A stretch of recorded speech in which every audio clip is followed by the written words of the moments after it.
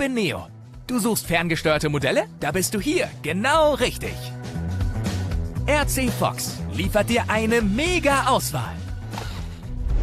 Ich liebe es, im Dreck zu bashen, auf der Rennstrecke zu performen und Felswände zu erklimmen. Im Wasser bin ich zwar noch kein Pro, aber kurz davor. Wow, was macht denn mein Flieger da? Unser Chef bestellt Tag für Tag neue Ware. Und wer räumt's ein? Ich. Bei uns bekommt ihr die Produkte hunderter Hersteller, egal ob ihr Profis seid oder absolute Beginner. Karosserien, Farben, elektronisches Equipment, Akkus, Reifen. Hier gibt's einfach alles an Zubehör. Ob der Kunde weiß, dass es über 80 km/h fahren kann? Wenn nicht, ich mach sie mal vor. Wow! Hey Neo, echt jetzt? Sorry, aber hey, Freddy hat gesagt, ich muss Gas geben. Das Paket muss heute noch raus. Wir verschicken jeden Tag hunderte von Paketen, damit ihr schrauben, basteln und Spaß haben könnt.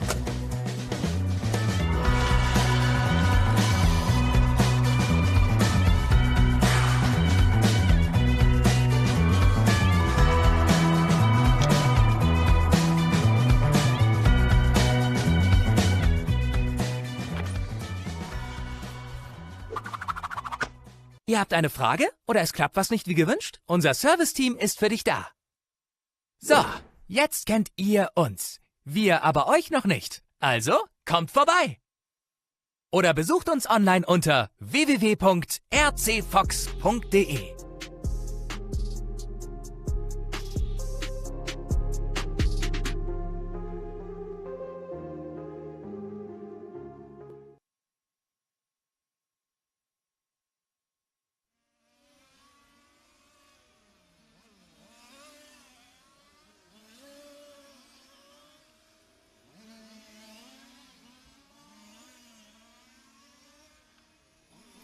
Good morning, buongiorno, bom dia.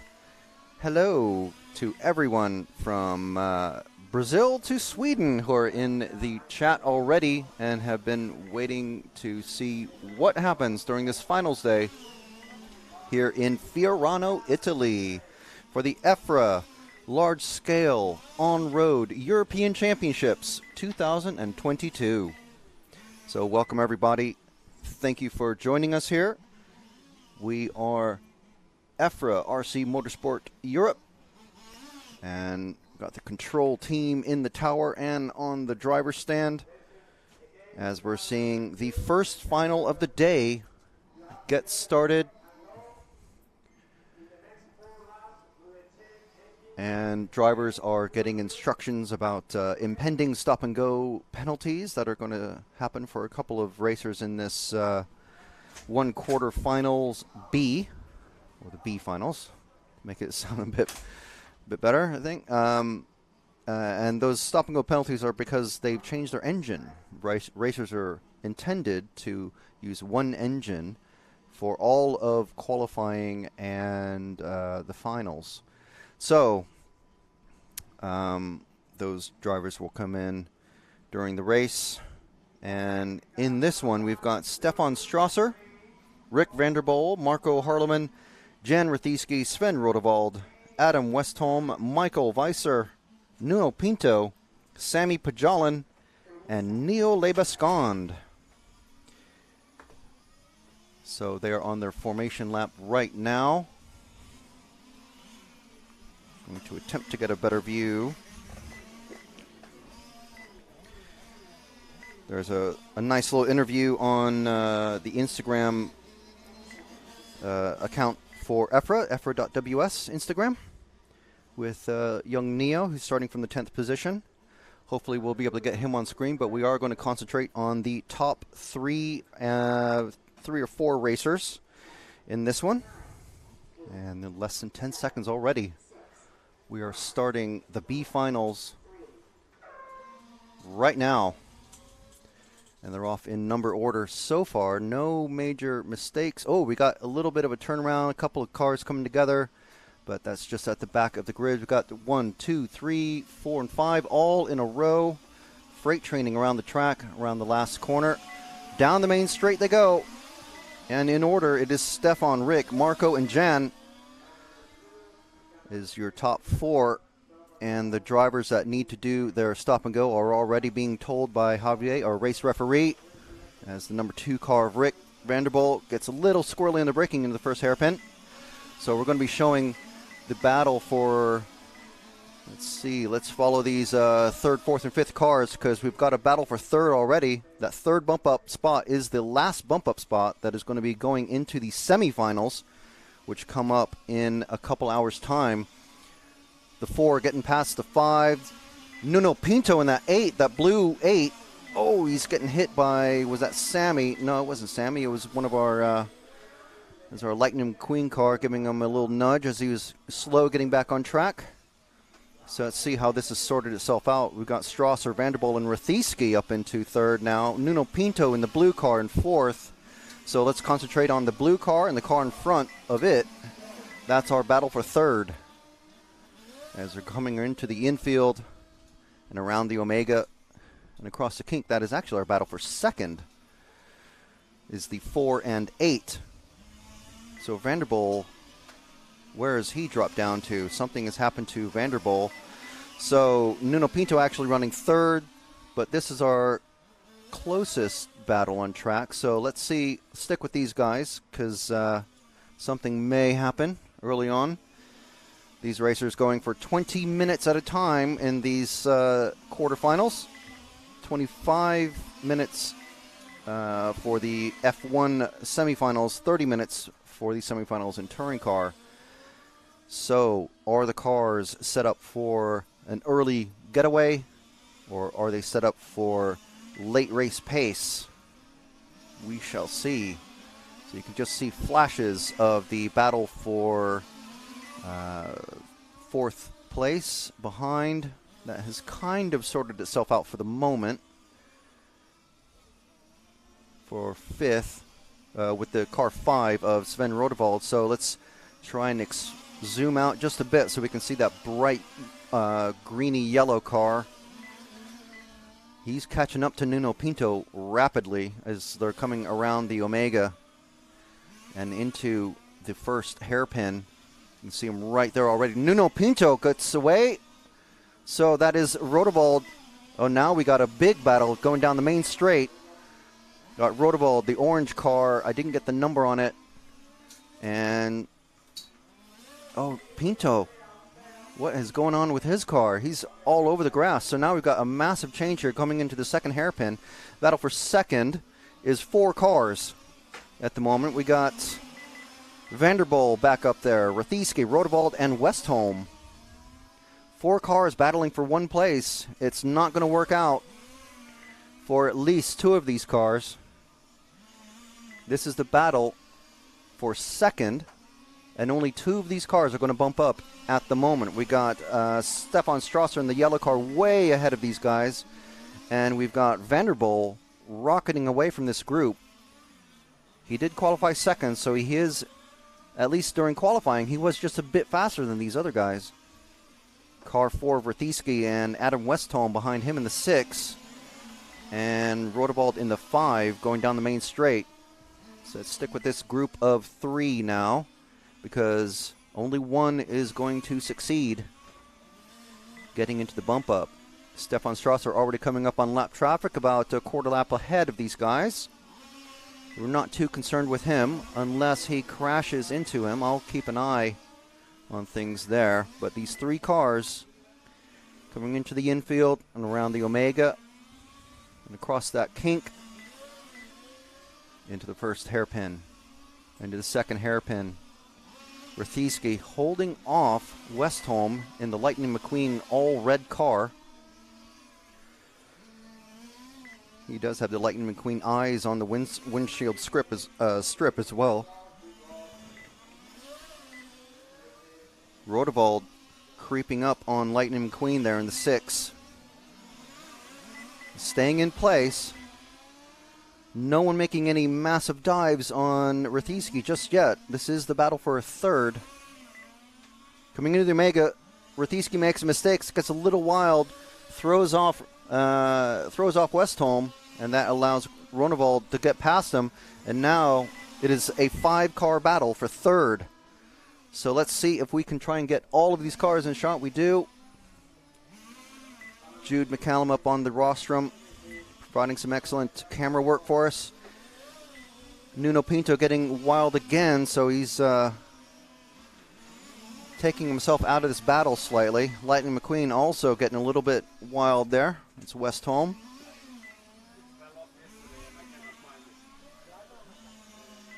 It's getting a little spread out now, but Rethieski still in the third spot in the number 4 car. Rodewald in that 5. So it looks like it's maybe coming down to just these two.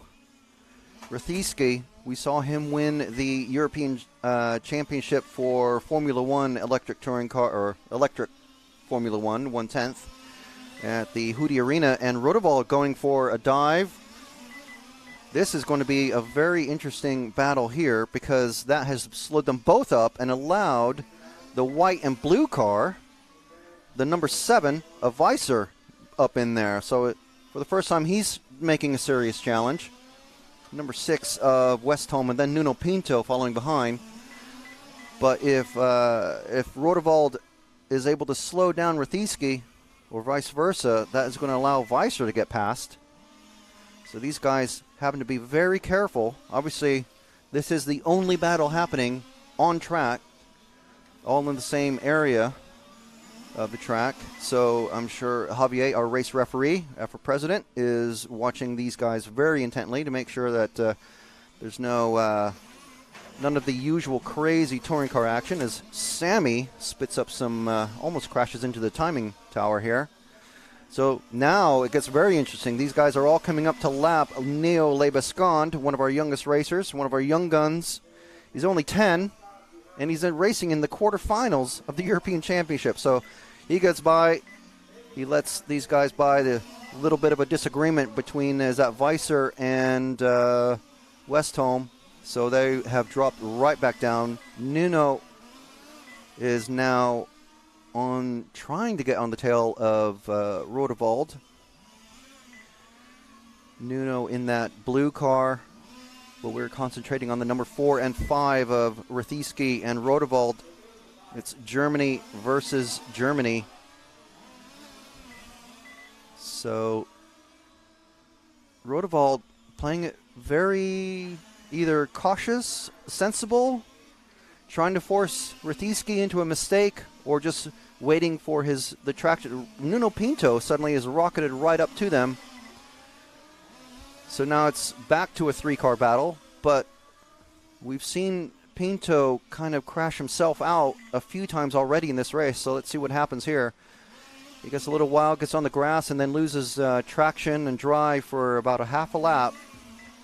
It's coming around commentator's corner and down the main straight into that first corner. Around the hut corner. Ooh, Rethieski gets a little wild, so that lets Rodewald by. Oh, and Nuno Pinto gets in the back of Rethieski, so now Rethieski's at the back of that 5-car train. So one mistake, and he loses 4 positions. Rodewald, now he's going to have to try and make a gap. He is now in the 3rd position. Final bump-up spot. Comes around, and he's got Weiser almost. He's one of the fast movers in this group as well. Nuno Pinto from the 8, he's bumped up from yesterday's 8th finals. And I see some body damage on the back of Rodewald's car. So is that going to be slowing him down? I think it is, because Weiser is already on him. So this is going to get very hot indeed. We've got Rodewald, Weiser, Pinto, and Westholm. Westholm just passing Pinto. Rethieski trying to put down some hot laps and catch up to this battle, because we're probably going to get a mistake or two out of Pinto and Westholm. And if he's close enough, he can capitalize on that and make a pass. I don't think the body damage is the left rear bumper on Rodewald's car looks like it's caught up either on the chassis, but it doesn't look like it's rubbing. It doesn't look like it's rubbing on the tire. But they are coming up on the 9 and 3 cars of Pajalin and Harleman. Pajalin, our Finnish racer, bumped up from the 1/8 finals. And now we've got 2 cars that this whole train need to lap. So let's see how cleanly. And it's not very clean at all, because who went off the track there? That was Weiser. Weiser and the 3 car. It's tragedy. So Rodewald into the first corner, followed very closely by Westholm, I think. Is that our Lightning McQueen car? No, it's not. Oh, Nuno Pinto getting up in there. So it's now Westholm. And the Lightning McQueen is in the 3rd spot. Rathieski has capitalized on all this carnage, and now he's up into 4th. So if he can lay down some fast laps, he can move from 4th into 3rd, potentially. And we'll see. He gets Rodewald getting rescued from the middle of the Omega, and he's almost a lap down to all these racers. So who are we on? We are on Rathieski. So let's stick with him. Just ahead of him by a corner or 2 is Westholm, because Rathieski has the pace to definitely catch up to Westholm. Ahead of these guys is the unfortunate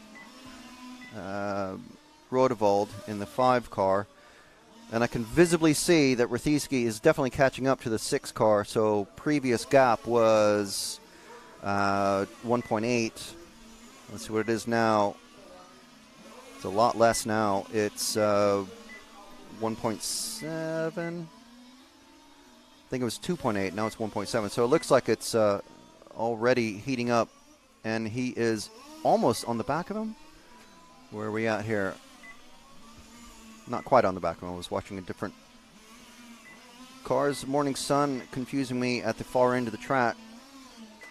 So as they're going around the Omega and across the kink into the first hairpin, let's see what the gap was last time. 13.2 to, that's 1.5. See what it is now. Stays about the same. So Rathieski not making up the ground, not making, massive crash on the back straight, car flipping but landing on its wheels. The champion's roll, lucky for him. So Rathieski chasing down, or attempting to, chasing down Westholm from Sweden. Let's see what the gap comes down to this time. Or if it does move, it's up to 2.4. So it seems to be hovering between that 2 to 2.5 second area. So let's move forward 1 car to the red Lightning McQueen car, just coming into the infield and around the Omega. This is Adam Westholm from Sweden. And if the flag were to be dropped now, he would be bumping up into the semifinal. So another glory run for Lightning McQueen. But he's coming up on lap traffic. So we've got Neo Lebescond. He's only 10, but he knows what he's doing on track.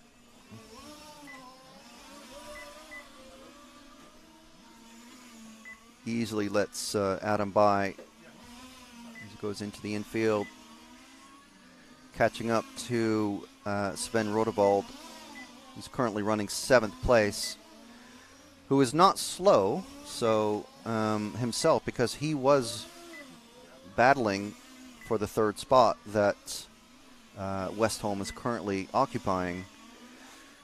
He just had a really bad turn of events, and he is a lap down and about to be lapped by Adam, who is in that number 4 car that we're watching, or 95, depending how you see it. Sven gets a little squirrely ahead of him, so he makes up a bit more space on him.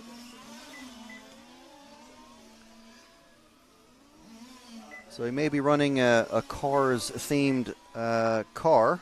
Alfa Romeo is the preferred choice of vehicle, well, body shell, I should say, here at the European Championships. But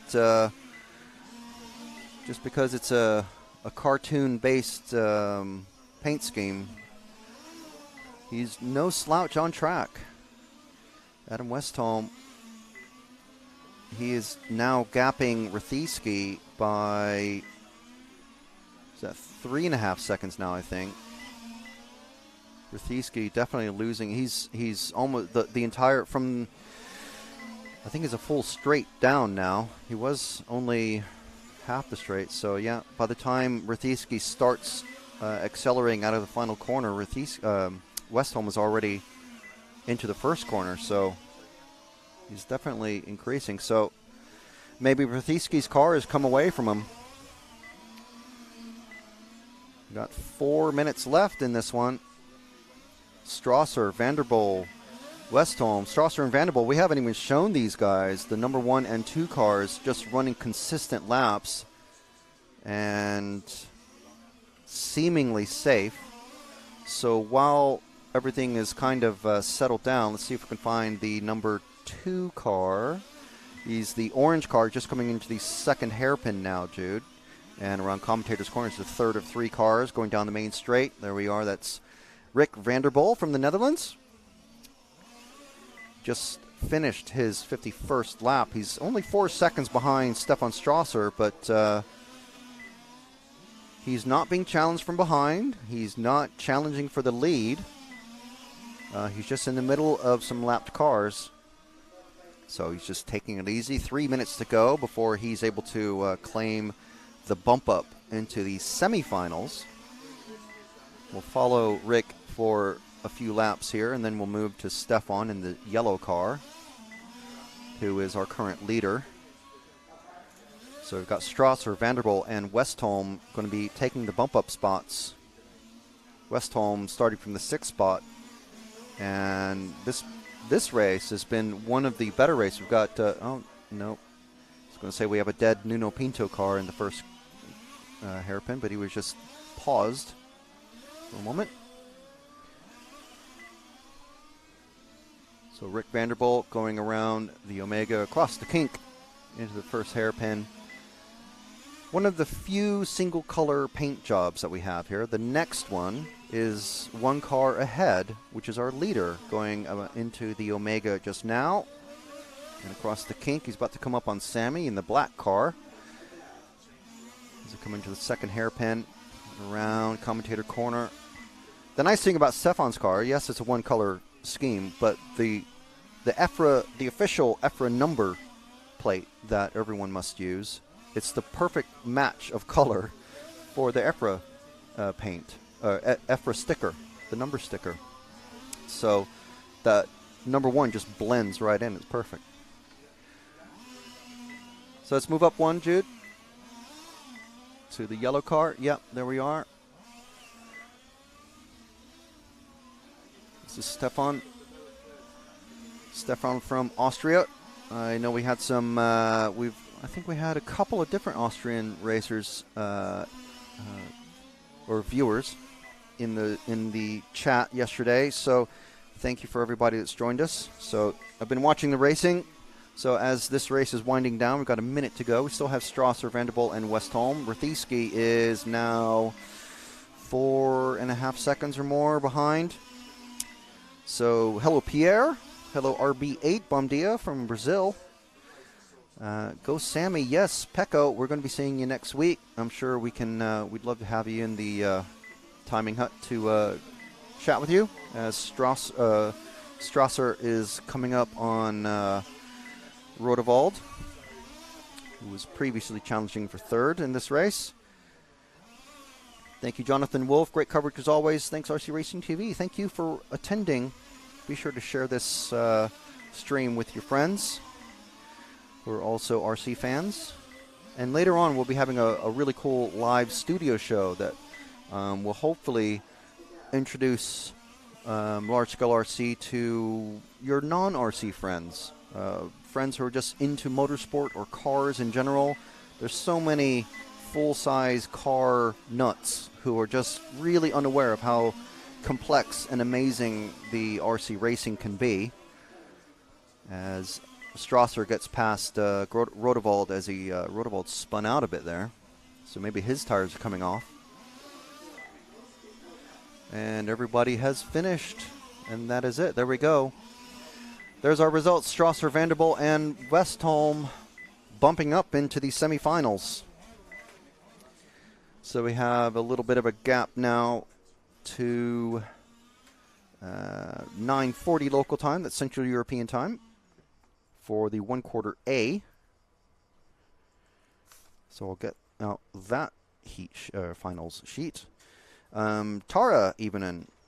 Hello, Tara. I told Matt yesterday that I'd be mentioning, if you were able to pop in, I'd be mentioning socks, because I'm a fan of socks. I'm wearing my Porsche Pink Pig socks today. I was wearing my Alitalia themed socks the first day that we were here because, you know, Italy and all that. Abgas Stevie, morning from Austria. If you're in the Graz Spielberg Fairing area, Abgas, you're welcome to stop down next week at the Fairing track, where we are going to be broadcasting live the large-scale off-road Euros. It'll be quite cool.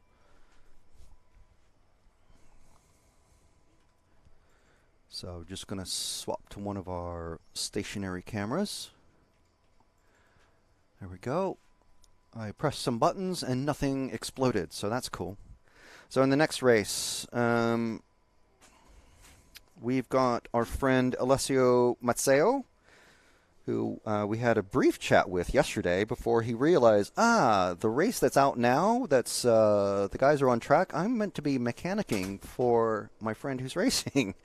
So he had to rush out yesterday, but we had a brief chat with him. Well, I'm brief, like 15 minutes. Got some good information. It's always good to talk with these guys who are, you know, basically at the bleeding edge of pro racing. So it's quite interesting. We had an even longer chat. I think it was close to an hour with Hessel Roskam. So that was quite interesting to talk with him for quite a while about all sorts of things dealing with large-scale touring cars. I believe he used to do off-road, but he doesn't currently. So yeah, Hessel will be in the semis coming up later. Those start at 11:40, and that will be done during our live show.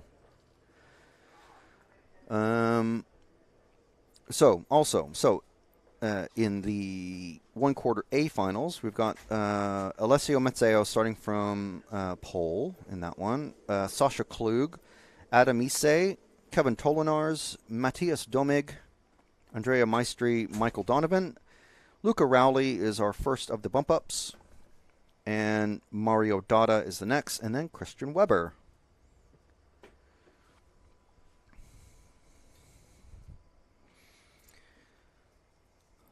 So we got a bit of a break. So I will, let's see. Do I waffle or do I take a little break? I'm going to, a carbonated vegetable extract-based drink of the Red Persuasion was just presented to me. So I will take a brief break.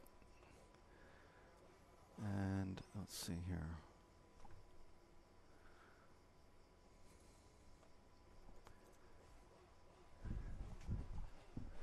And we'll come back just before 9:40 local time. So it's Central European time.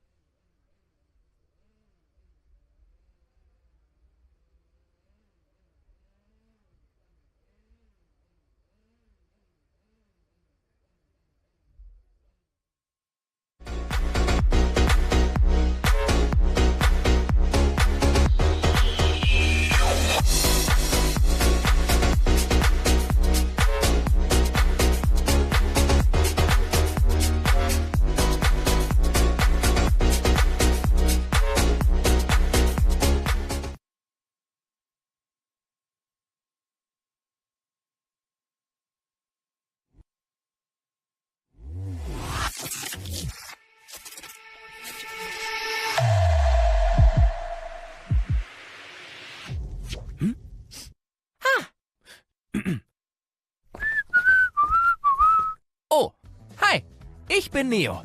Du suchst ferngesteuerte Modelle? Da bist du hier, genau richtig. RC Fox liefert dir eine mega Auswahl. Ich liebe es, im Dreck zu bashen, auf der Rennstrecke zu performen und Felswände zu erklimmen. Im Wasser bin ich zwar noch kein Pro, aber kurz davor. Wow, was macht mein Flieger da? Unser Chef bestellt Tag für Tag neue Ware. Und wer räumt's ein? Ich. Bei uns bekommt ihr die Produkte hunderter Hersteller, egal ob ihr Profis seid oder absolute Beginner. Karosserien, Farben, elektronisches Equipment, Akkus, Reifen. Hier gibt's einfach alles an Zubehör. Ob der Kunde weiß, dass es über 80 km/h fahren kann? Wenn nicht, ich mach sie mal vor. Wow! Hey Neo, echt jetzt? Sorry, aber hey, Freddy hat gesagt, ich muss Gas geben. Das Paket muss heute noch raus. Wir verschicken jeden Tag hunderte von Paketen, damit ihr schrauben, basteln und Spaß haben könnt.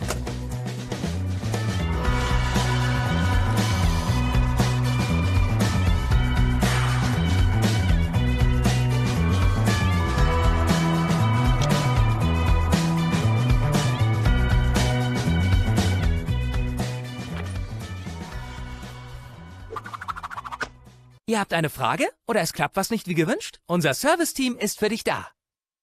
So, jetzt kennt ihr uns. Wir aber euch noch nicht. Also, kommt vorbei. Oder besucht uns online unter www.rcfox.de.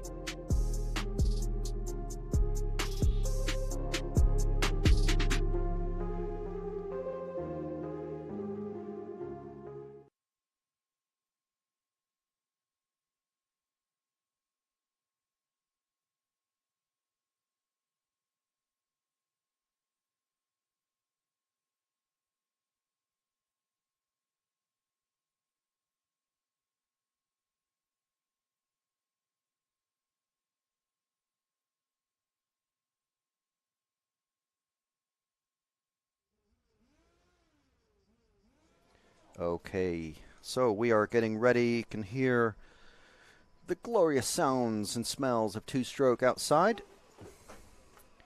I'm sure we have plenty of two-stroke fans in the viewing audience. Viewing? The viewing audience. The vaudience, yes. The viewdience. So, welcome back, everybody. We are just getting ready for the 1/4 A finals. As I mentioned before, we've got Matseo, Klug, Itse, Tolinars, Domig, Maestri, Donovan, Rowley, Dada, and Weber are our last three racers. They bumped up from the 1/8 finals, 1/8 A finals. That were actually, they were the last racers on track yesterday.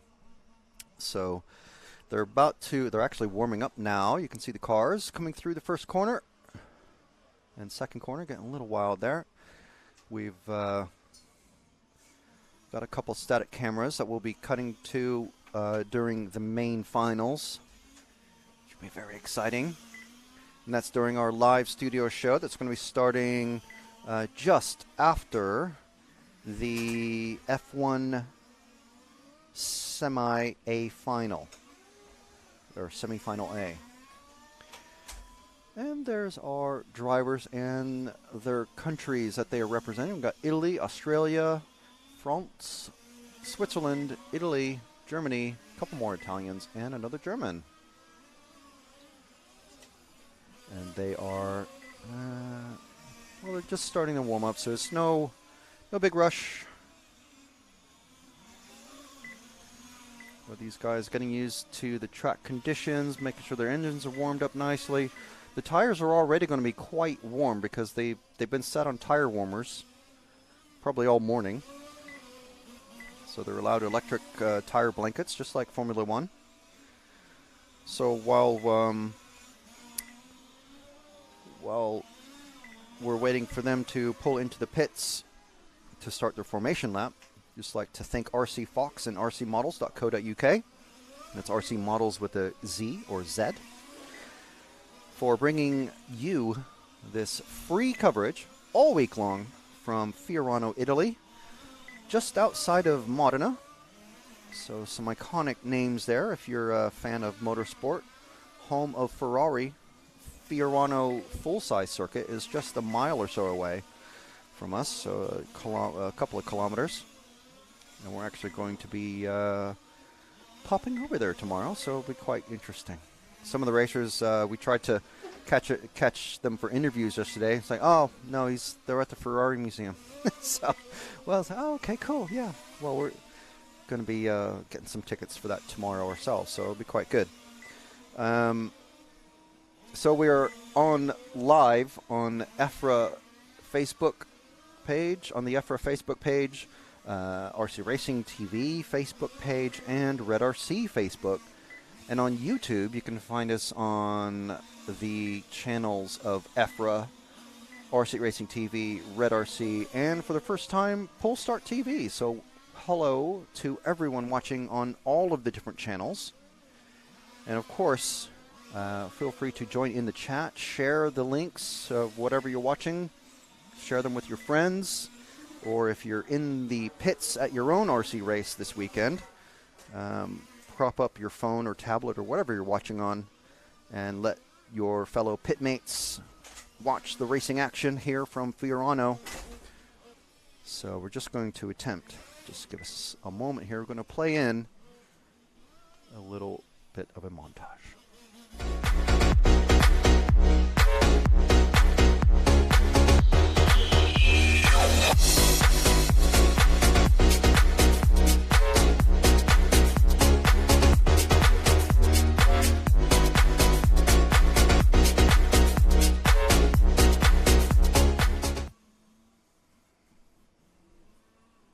Okay, and we are back. Just like to get some practice of that little intro montage because we will be playing that during the final show. So as you can see, the racers are already on the stand, the mechanics are in the pits, the cars are in the pits, and Teodoro from Amski, the Italian RC Federation, is about to let them out onto the track for the formation lap. And you can see that now. Alessio leading them out, and they are in number order. So they're just like in Formula One and other full-size motorsport. They are, tires are already warmed up pretty much. The engines are warmed up because they've been sat and revving and going around doing their warm-ups. Alessio getting his, doing a good job getting his brakes warmed up there. I'm not sure if that's actually required. I know some of them are using actual carbon fiber brakes. A lot of them are using fiberglass discs. And we're about 10 seconds away from starting this race. 5 seconds. And they're off. Everyone off to a decent start. Alessio and Klug close together. No crashes at the back. So Alessio and Klug, followed by Itze. Let's follow the. Let's let Alessio, the first two cars go by. We'll watch the second pair of cars. Ooh, Klug, a little mistake there, so it puts him in the clutches of Itze slightly. So let's watch this. The third and fourth cars mostly in this one because it's the top three cars to bump up in this. Alessio hoping he can stretch out a lead. And car 9 stranded on the grass. It's Mario Dada, his mechanic out there. Doesn't seem to be running. So got Klug. We've got Mazzio, Klug, Itze, and Tolinars. 1, 2, 3, 4. Domig in the 5. Donovan in the 7. Little swap there. We've got Rowley now. Donovan. Oh yeah, Donovan's is the one who had to pull off. Dada. Oh no, Donovan also didn't see him crash. Someone's in the pits though. So we are on the believe that's the 3. No, it's the 4. So this one getting pretty stretched out already. Got Macedo, Klug, Itze, Tolinars, Domig, 1, 2, 3, 4, 5 in order. And they have got a massive gap to the number 8 of Rowley, who is our first of the bump-ups.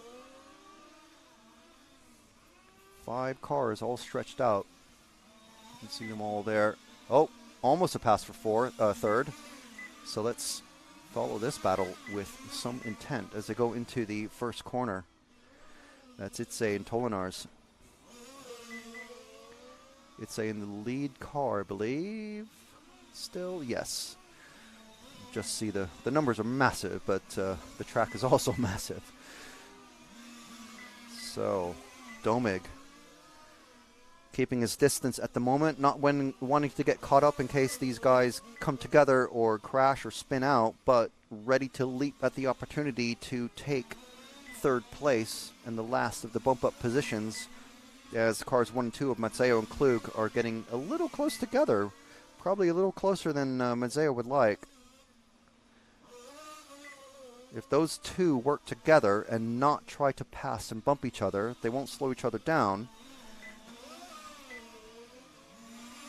and fall into the clutches of Itze and Tolinars as they both go into the first corner, into the hut corner, into the infield, around the Omega, across the kink, into the second hairpin, and around commentator's corner, across the start-finish line. Now there's 2 loops, 2 timing loops. The tricolore that you can see just at the start of the pit straight is the main loop, and then there's a solid white line, which is the backup loop. You can see it just as they're crossing it now. So we're on Itze and Tolinars. The battle for third, it looks to have stretched out just very slightly.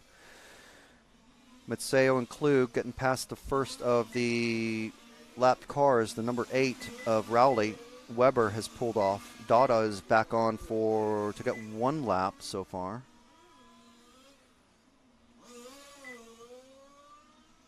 Klug is not letting go of Mazzeo. But we're concentrating on this battle for third, because at any moment, someone can go just a bit wide, take the wrong braking line, the wrong braking point, or the wrong line into a corner and go a little bit wide on the marbles. There are marbles and dust out on the track. I don't know if it was blown off this morning, but is so sticky out there that if you come offline, you're in the dust.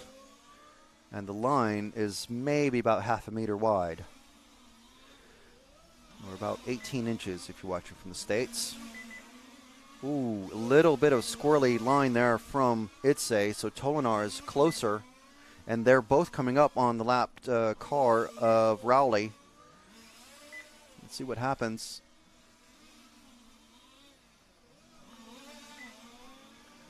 Luca will be informed in the next couple of turns by Javier, our race referee. Tolinar takes a wide line coming out of commentator's corner and loses a couple of car lengths. So it really matters on these on this track for these cars. You wouldn't think that it would, but it actually really does. So Rowley letting them both by 2 consecutive hairpins. So they are clear of the first lap car. Mazzeo and Klug are about to come up on the 7 of Michael Donovan and put him a lap down. And Klug is even closer to Mazzeo than Tolinar's, who we're watching in the white and yellow car, is to Itze in that pink and blue and white car. Klug is stuck like glue. It's as if there's just a very short bungee cord holding his front bumper to Mazzeo's rear bumper. But we're concentrating on this battle for third. Tolinar's another bad entry into the Omega and a wide line into the first hairpin. That puts him well off. Now he's half on the AstroTurf and commentator's corner, so he's lost several car lengths now. So let's let that build up. Let's go to the front, the leading cars coming into commentator's corner now. The number 1 and 2, the white and orange, followed by, I'm not sure what color that would be.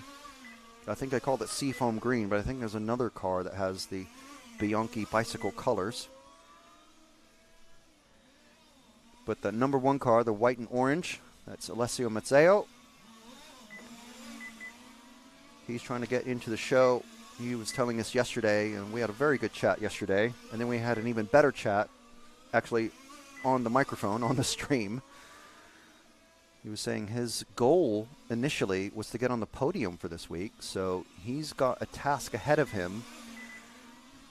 First of all, to not be pressured by Sasha Klug, who is stuck like glue to his back bumper.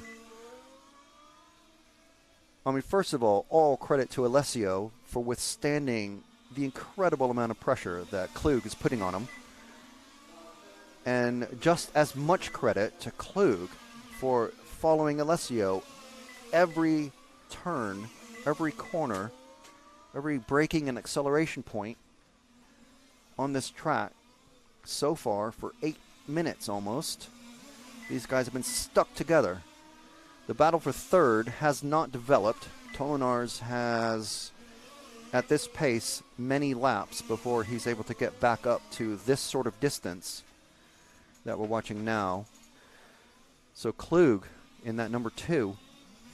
And I wouldn't even call it, that's not even really the Bianchi green. It's, I don't know what color that is. I'm sure someone out there is a graphic designer, is a Pantone sort of color for this, but I wouldn't know what to call that. It's just sort of an odd color, just a 2. But a little bit more space now between Mazzeo and Klug as they're coming into the Omega. So what Klug is hoping for here, at the moment, he's going to start 9th. If the race were to finish as across the start line now, or the finish line now, he actually bicycled up just a bit on that one. Alessio may have seen that out of the corner of his eye if he was paying attention. I don't know if what sort of peripheral vision these guys are using. Oh, number 10 pulls right over for him. Very good. Comes a complete stop, which can be a distraction. That might be why Klug has now lost several car lengths to Mazzeo. But what Klug is hoping for here, to get back to what I was saying, is that at the moment, if the race were to finish, he would start 9th in the semifinals. So number 1, he's getting a bit of practice in for the semifinals and practice on applying pressure to the car in front. But also, if Alessio were to succumb to that pressure, he would basically be starting in 8th in the semifinal, in his semifinal. So, but he's not making any dives or anything, so he's he's also learning maybe Alessio's preferred line and his braking points and that sort of thing, learning how the driver head is driving their car. Just take a quick glance back. I think the battle for third is developing, so maybe not. Tolinars just went up on 2 wheels and slowed right back down again. He's basically, the gap has suddenly jumped or doubled in size, so we'll stick with these guys for now. As we're just over halfway through this race, 10:30 down, 10:35 down, 9:25 to go.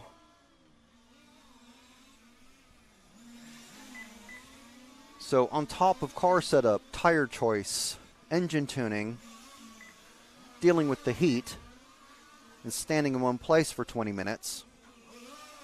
Actually longer, because it's probably about more like 26, 27 minutes, so not far off half an hour. And concentrating super intently on your driving. You have to have the mental fortitude to withstand the level of pressure that Klug is trying to put on Mazzeo right now.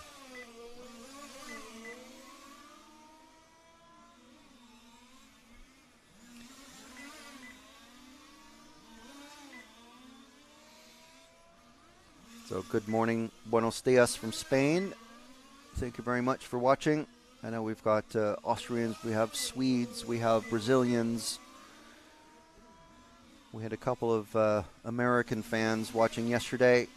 So thank you to everybody who's joined the stream, whether live or just a bit delayed. We hope you're enjoying the coverage so far. We're watching the EFRA large-scale on-road European Championships. This is the 1/4 A final.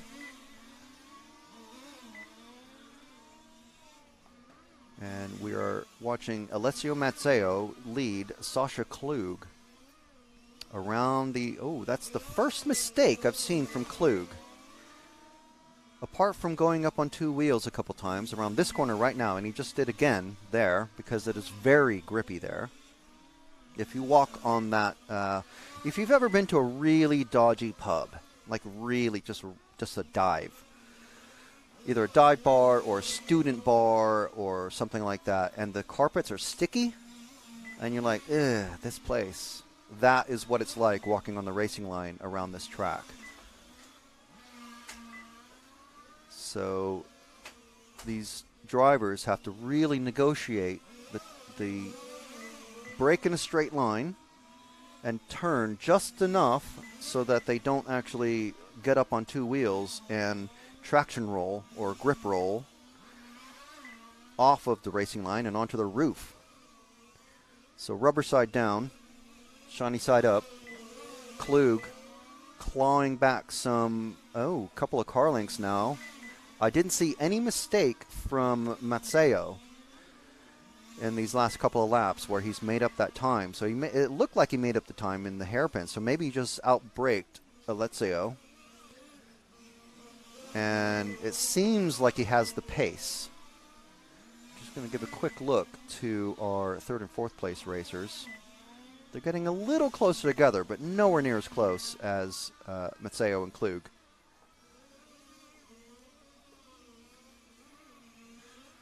They're just a couple seconds apart. 1.5 seconds, according to the timing screen. The last time we came across, and I'll just have a quick look now. They're about to cross the timing loop now, and now 1.3 seconds apart now. So once that gets a little bit closer, so I was looking at the timing screen, it seems like Klug has made a slight mistake or gone a little wide or something, but he's gotten back the space again to Mazzeo as they're working their way through lap traffic once again, getting past the number 8 of Luca Rowley. 1 and 2 cars. We've been following them for quite a while.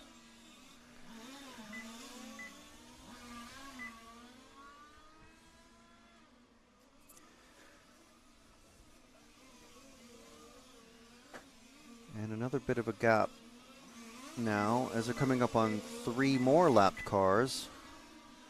So let's follow them through this. So, yeah, past Rowley. They're on the 6 of My Street. Let's them both through. Ooh, careful. Okay, and the next car is going to be the 5 of Domig. We just had a pass for 3rd place. So I think Itze made a mistake somewhere. Let's see where he's at. He's just coming around the 2nd hairpin now. So let's go to the first corner, Jude, and pick up Adam Itze.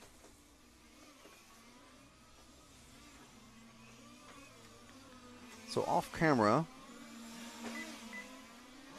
Adam made a mistake somewhere, but he is definitely faster than Tolinars because he's already starting to make up the gap. He's just half a straight behind Tolinars. And there's 4 minutes left in this race. Oh, up on 2 wheels and over into the grass and into the wall.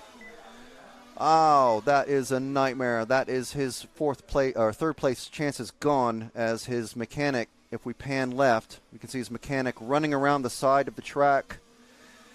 only the driver's mechanic is allowed to touch the car, and the car's still running. That is his challenge over. So let's find the 4 of Tolinars going into the first corner now, into the hut corner, and into the infield, coming around the Omega and across the kink. That is Kevin Tolinars in the car 4. He is in third now. So behind him is Itse, but he's a lap down to Tolinars. The next racer is the car 5 of Domig, who is just gone onto the grass and a few cars ahead of Tolinars on track. So basically, that is our top 3 decided, unless something tragic happens to Tolinars. So we'll stick with Tolinars. The battle between, well, it's not really a battle, it's more of a follow the leader with Matseo and Klug is still ongoing. You could throw just a blanket right over them both. But we're going to follow Tolinars here because he's got 4 lapped cars to work himself through. And if he has a terrible time, that could let Domig catch right up to him. But I think Domig is in this group that he's trying to lap. So he's about to put Domig a lap down. If things continue as they are. Rowley goes on the grass in front of Tolinars. Tries to brake, isn't able to, straight lines it, and that lets Tolinars pass as he goes down the main straight now. So we're just following Tolinars, just in case something horrible happens to him. Not out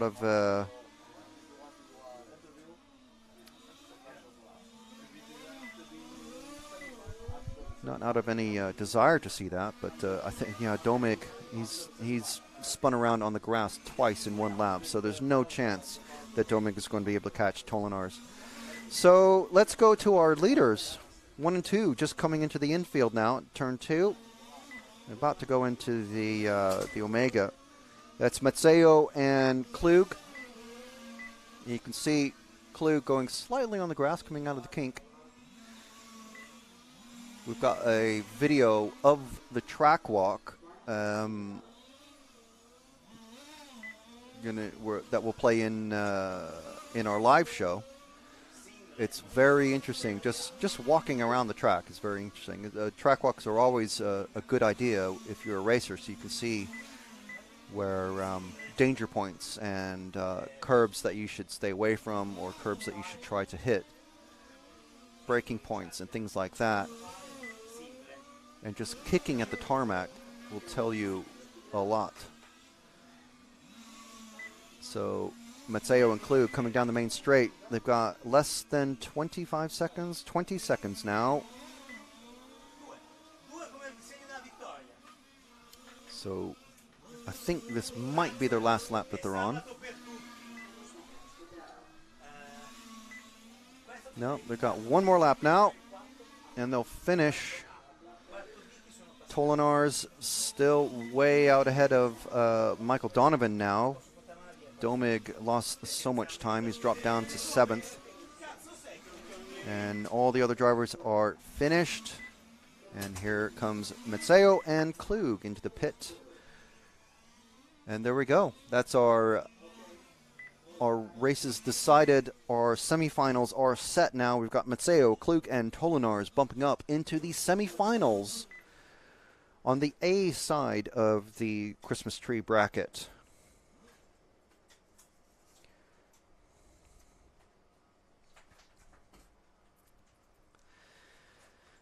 So, wow, pretty good race.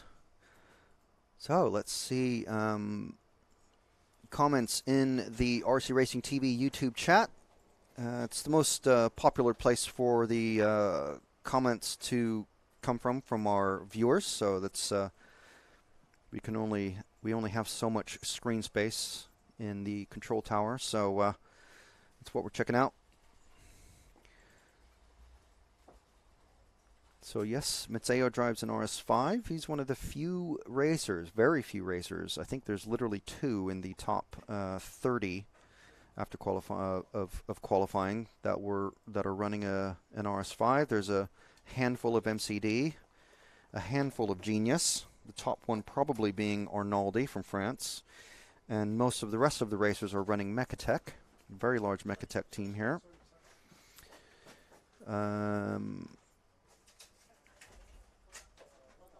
And yes, Matteo had a nice little chat with him yesterday on the stream. You can find it if you maybe watch it back later today after the final, and you can listen to not just Matteo but also current world champion Hessel Roskam was with us for quite a long time yesterday.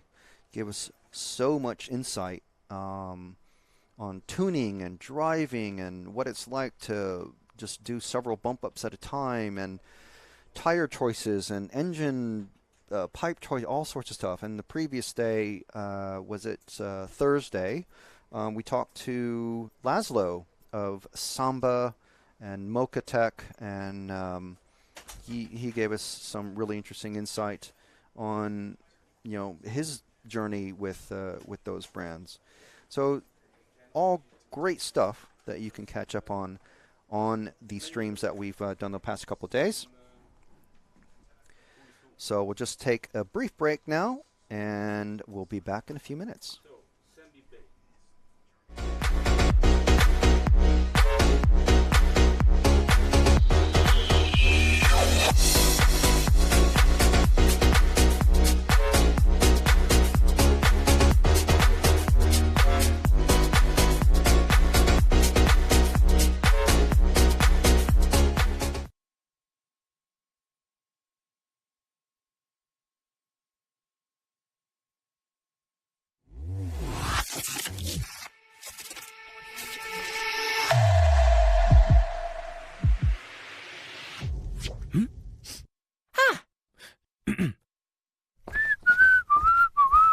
Oh, hi, ich bin Neo. Du suchst ferngesteuerte Modelle? Da bist du hier, genau richtig. RC Fox liefert dir eine mega Auswahl. Ich liebe es, im Dreck zu bashen, auf der Rennstrecke zu performen und Felswände zu erklimmen. Im Wasser bin ich zwar noch kein Pro, aber kurz davor. Wow, was macht denn mein Flieger da? Unser Chef bestellt Tag für Tag neue Ware. Und wer räumt's ein? Ich. Bei uns bekommt ihr die Produkte hunderter Hersteller, egal ob ihr Profis seid oder absolute Beginner. Karosserien, Farben, elektronisches Equipment, Akkus, Reifen. Hier gibt's einfach alles an Zubehör. Ob der Kunde weiß, dass es über 80 km/h fahren kann? Wenn nicht, ich mach sie mal vor. Wow! Hey Neo, echt jetzt? Sorry, aber hey, Freddy hat gesagt, ich muss Gas geben. Das Paket muss heute noch raus. Wir verschicken jeden Tag hunderte von Paketen, damit ihr schrauben, basteln und Spaß haben könnt.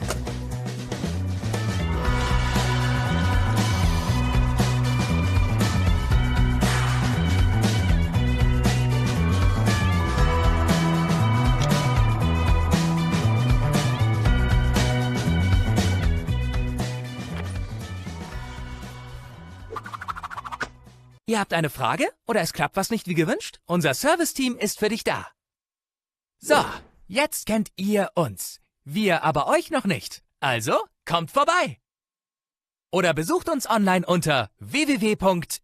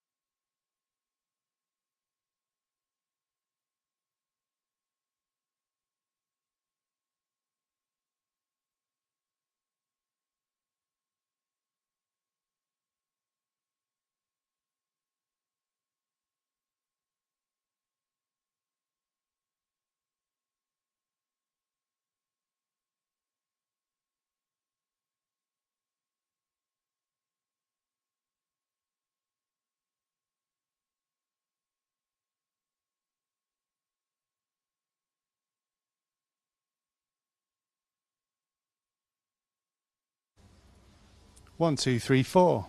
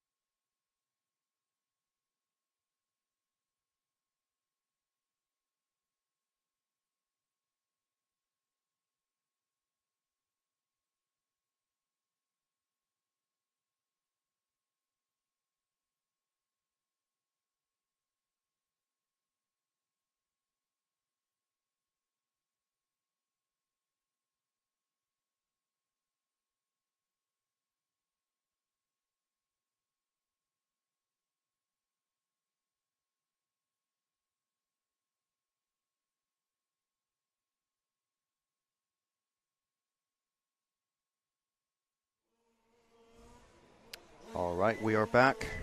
As you can see, we have cars on the track. And as you can see, they are not touring cars. This is the warm-up period for the Formula One semifinal B.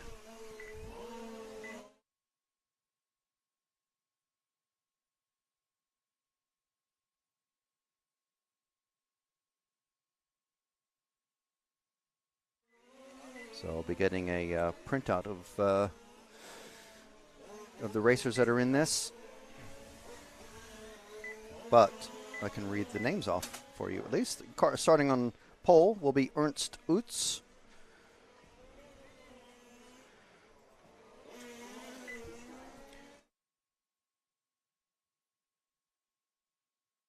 Oh, there's time.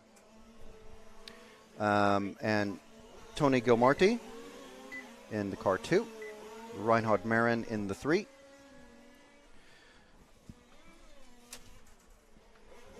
Nathan Breno in the 4. Tony Sealer, in the 5 car. Baz Jose Andres Hernandez in the 6 car, and car 7 will be Patrick Duport. So this being a semi-final, the top 4 racers in each of the semis will be going up into the main final.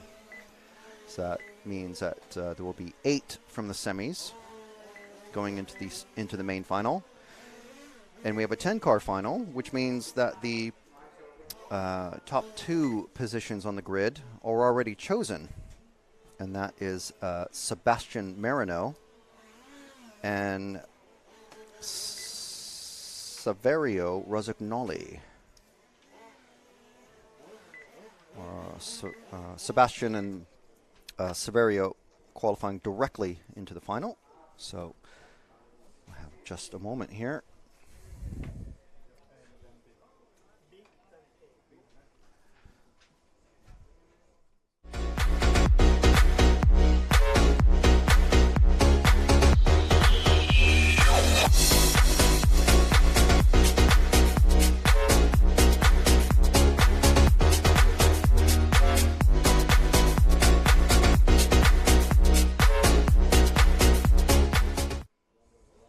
So, as you can see, you are watching with us from around the world the EFRA Large-Scale Track Euros 2022.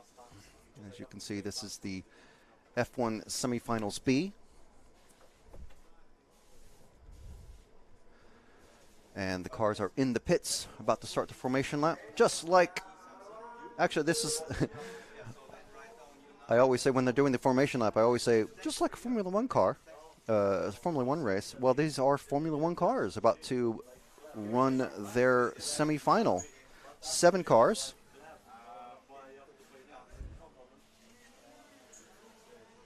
Starting with Ernst Utz, Tony Gilmarty, Reinhard Marin, Nathan Breno, Tony Seeler, Baz Jose Andres Hernandez, and Patrick Duport in the 7th spot. So, 4 cars are bumping up. So this is the first race where we're going to concentrate on the battle for 4th rather than the battle for 3rd, like we have been in the finals so far. So hopefully this is going to be a good one. This race actually is also a 25 minutes race. So this is the first race. Ooh, we have a dead car. Oh. What's happened here? The mechanic picked up the car. It's still running, so I'm not sure why he picked it up. You can see the Italian flag at the end of the straight dropping down, and as it lifts, they're off in number order. We do have a dead car, but we will let him catch up to the battle for 4th. Okay, so let's follow these 3 cars coming out of Omega right now and across the kink and into the first hairpin. Leading is that car 6, and then the 5, and then the 7. That is Hernandez, Seiler, and Duport. It's the car 4 that started off very late, so he'll probably start to catch up. This will be interesting to see what happens here. So the first 3 cars have already gapped this battle for 4th. So it's not, obviously there's only 7. Oh, and the 6. Hernandez goes wide onto the grass. So he's going to lose traction, so that makes the battle for 4. I was going to say, well, he's starting to pull away, but he's not now. He's starting to get caught. Let's see what happens as the grass is burned off of those warm tires. They do have tire warmers. So, and the 5 of Seeler putting some pressure on Hernandez as going into the second corner, into the infield and around the Omega. You can see the first 2 cars shooting away, or actually that's the second and third shooting away. The leader, Ernst, is well ahead of them by more than a straightaway.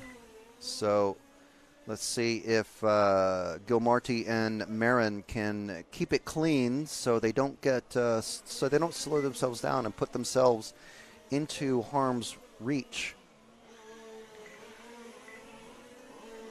So we had Seeler, and then Breno did a mistake going into the second hairpin.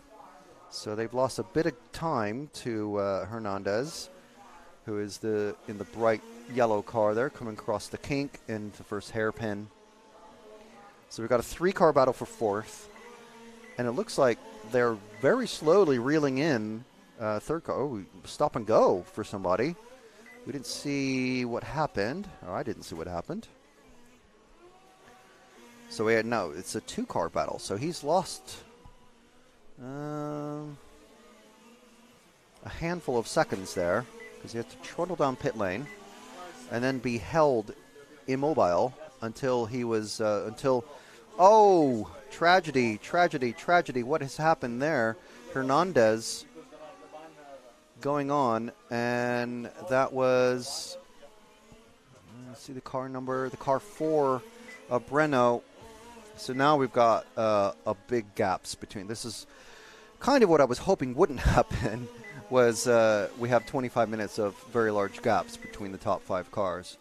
But it looks like we are already there. So we've got Ernst Utz in the number 1 car. He's already into the infield.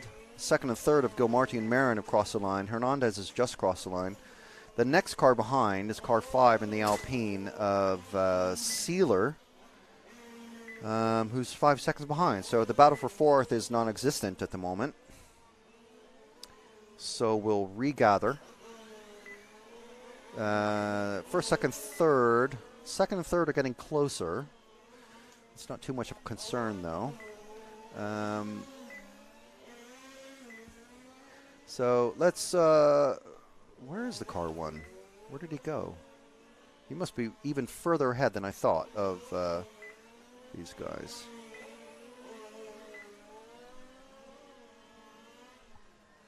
Here we go. Coming into the commentator's corner now. So it's the other bright yellow car with the yellow wheels. We have 2 fluorescent yellow cars.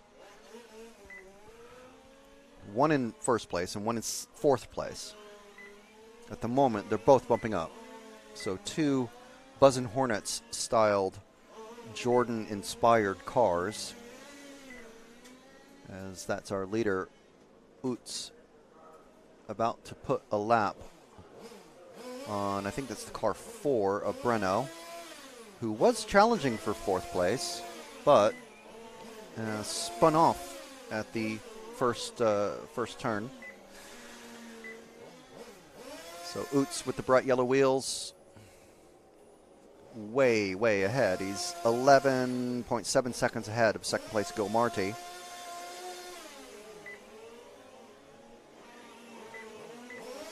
The battle for 3rd is in progress.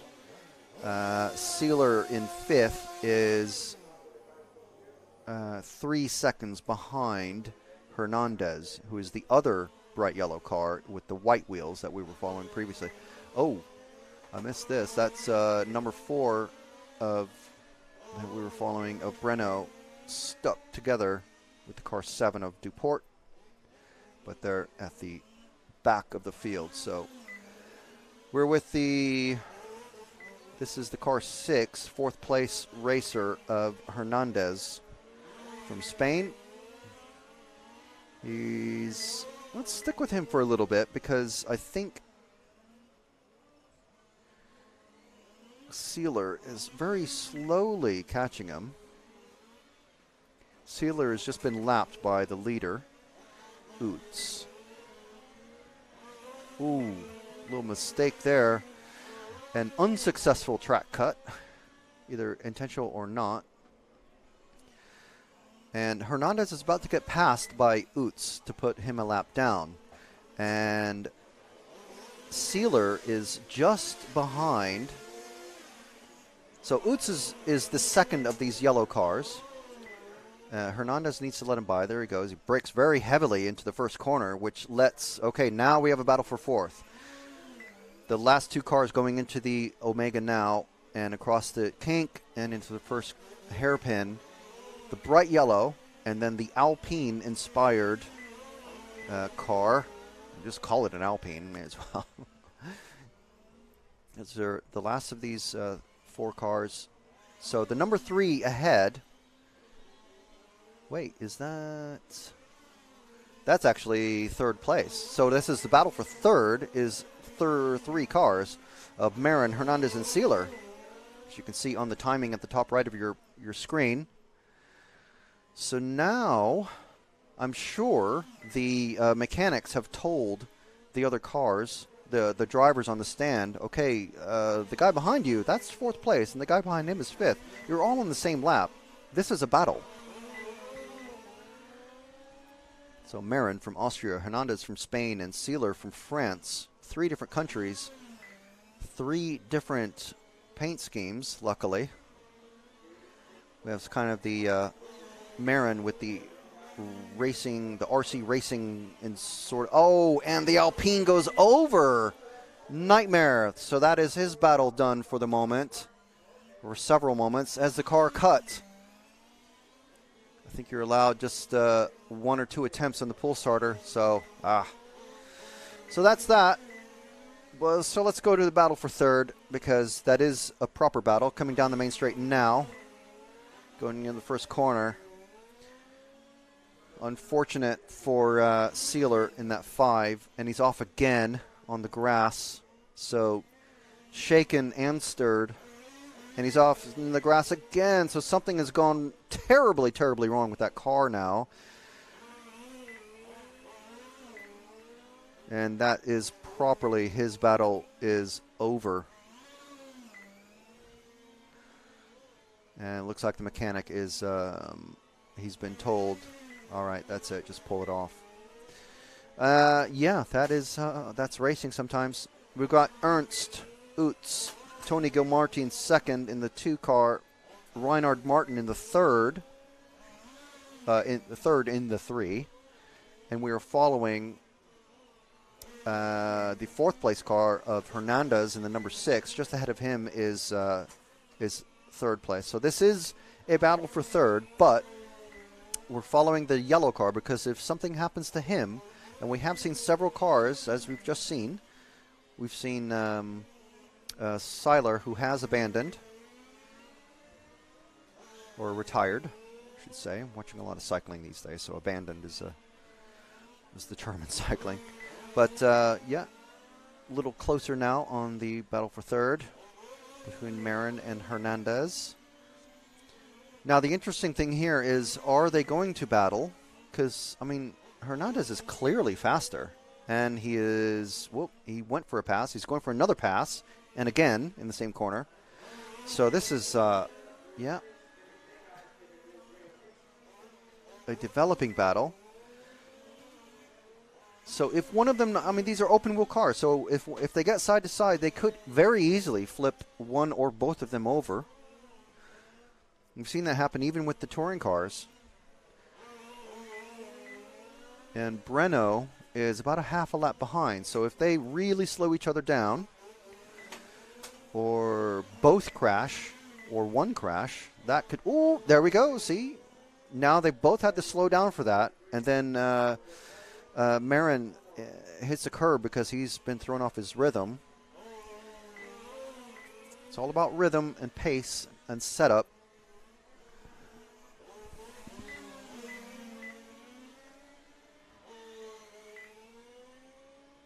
As they're coming across the kink into the first hairpin, into the second hairpin, going a bit, very wide for Hernandez, losing a car length or 2. So Breno in the car 4 in 5th place is made up a little bit of time. They're all lapped by the leader, so I can't see the actual distance between the cars themselves. But visibly on track, Marin, in the only white car out there, has made up some time on these two.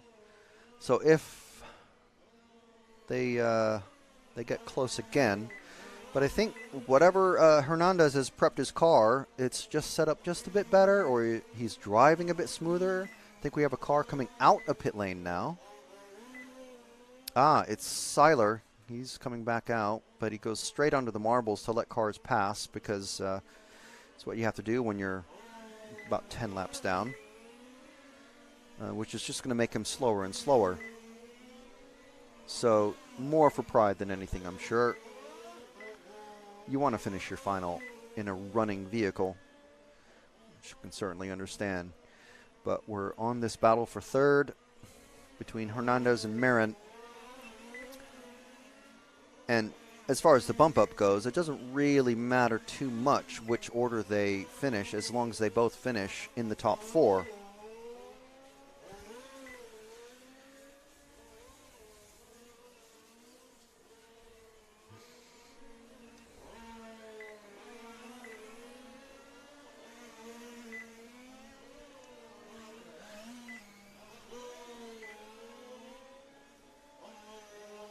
So the top 4 at the moment, the bump up spots with 12 and a half minutes. Yeah, we're over the halfway point now with 12 minutes and, well, about 12 minutes now. 12 minutes remaining in this race, 25-minute semifinal for the Formula One class. We've got Ernst Utz in the first position, well ahead of Tony Hilmarty. Ooh. Nathan Breno getting up on 2 wheels. That's not going to be a very fast lap for him. And it wasn't. 20.8 instead of the usual 20.3s for we're seeing on most of the cars in his area. Hernandez, the number 6 car that we're following, in 3rd position. Marin in the 3 car, who's 2 cars behind, no, just behind, the first car behind Hernandez, with the bright yellow and the white wheels. The bright yellow with yellow wheels car is our leader. So let's follow him for a bit. Let's follow the first of the yellow cars. Just going across the kink now. This is Ernst Utz from Germany. Give him a bit of love, as he is giving us a bit of love with the heart sticker on both sides of the engine cover. That's how nice.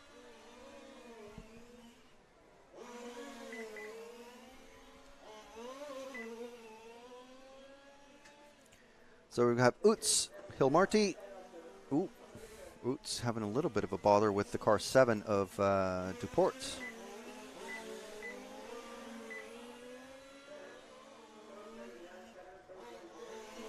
So thank you, Carlos, for the correction on Tony's last name. I know the J is silent. I didn't know the G is also silent. Or maybe it's just in this case.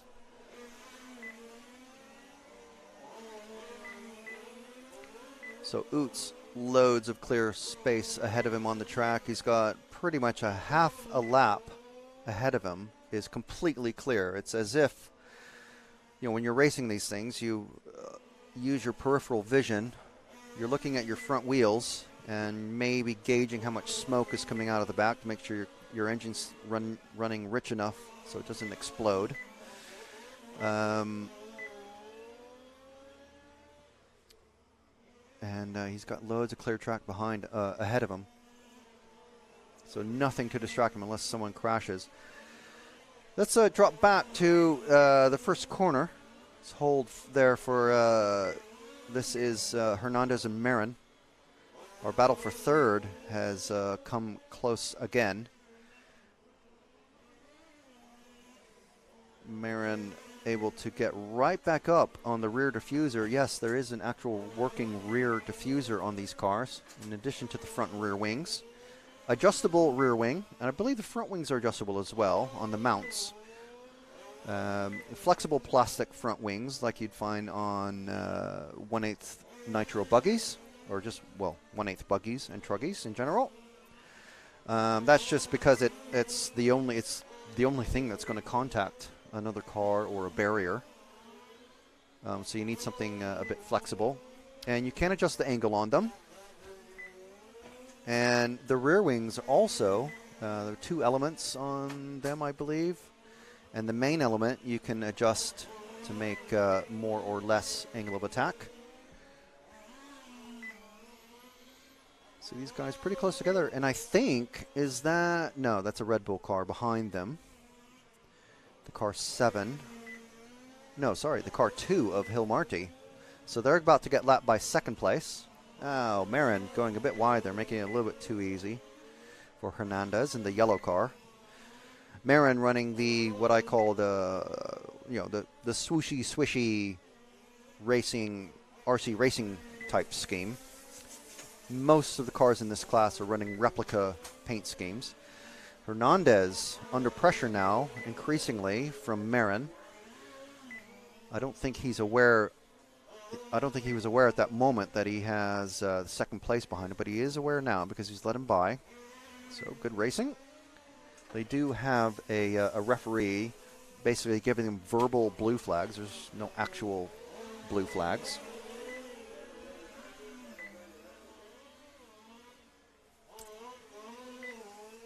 Okay, and Hernandez lets Hilmarty past. And now, battle is rejoined for third. Oh, and Hernandez getting caught up in the kink. Oh, and that is our battle for fourth right there. That is Breno, Nathan Breno in the white car. Number 4 has just passed. So now he is in fourth and Hernandez is in fifth. So this is our battle for bump up. The white car and the yellow car with the white wheels. That is our battle. Oh, and there is Marin in the third spot. So we got third, fourth, and fifth all together on track, going down the main straight now. So this is it. That fourth car is the final bump up. If the flag were to drop this very second, it's only the number 3 and the number 4 that would be in the third and fourth place bump ups. And who has just crashed? Oh, that was Hernandez.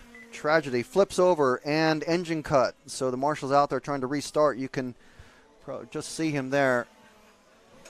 And we're back on the battle for, I think this is third now, between third and number 3 and 4. Hernandez now a lap down. So as quick as that, the battle developed for fourth, and the battle has ended.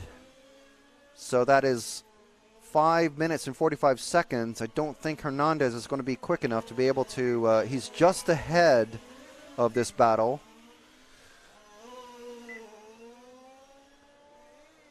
So we're not going to focus on the yellow car, but we'll focus on the, let's see, the 2 cars directly behind, because that is the battle for third.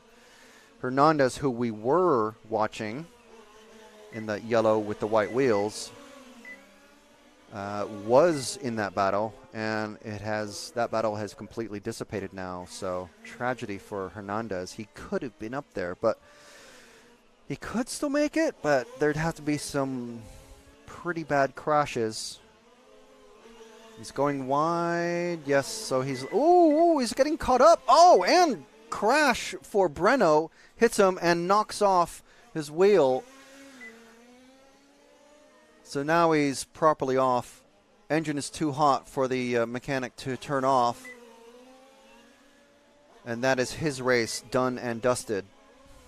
So that is that. Breno now several seconds behind Marin.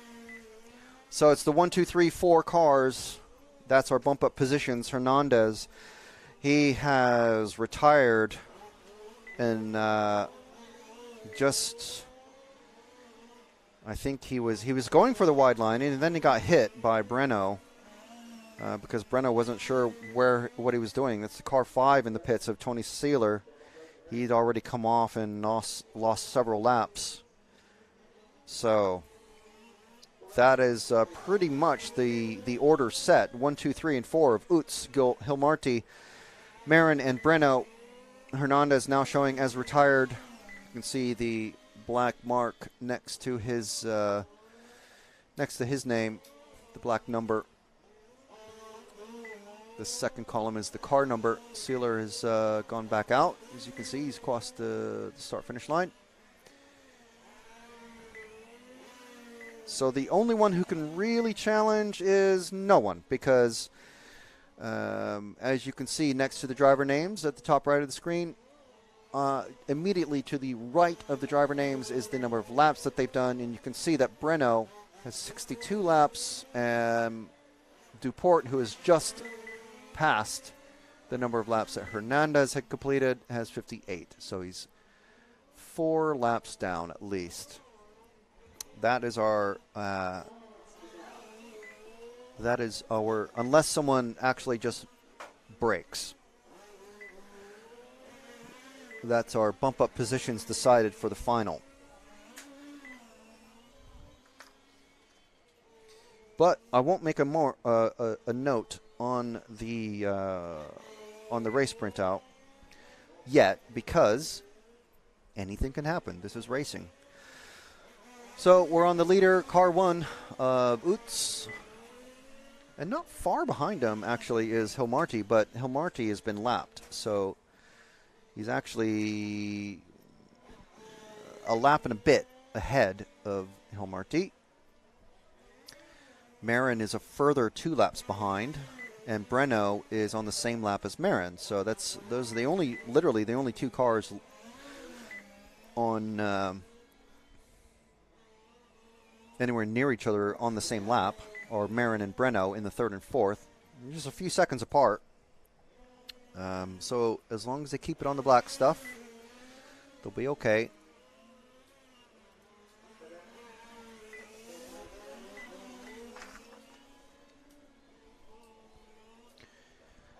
So let's follow Hilmarty for a bit. He's just gone into the first corner, around Hut Corner, and he's going into the Omega now, and he's about to pass the number 7 of Duport, who just went on the grass. So he will be a bit squirrely for a few corners. Wow. I mean, the cool thing about these cars is that you can, as they're burning off the grass that is now stuck to his tires, you can see the grass coming off. It's so Hilmarty coming into the second hairpin now, running Red Bull inspired colors. Hilmarty from Spain.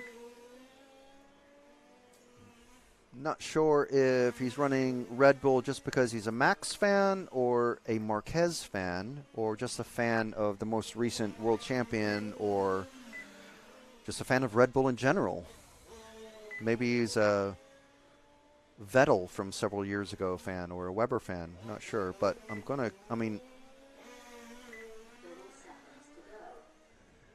it's always interesting to talk to this guy. Oh, car 3 is just broken down right there in front of the second hairpin. That is Breno. No, that is Marin. So if he Duport is a few laps behind, but there's only 5 seconds left in the race, so there's no way he's going to be able to make up 4 laps in a handful of seconds. So I believe that is going to be Marin is fine. Hernandez and Sealer have both retired. Duport several laps down, and I think we're going to call it there. That is going to be Utz, Hilmarty, Breno, and Marin bumping up.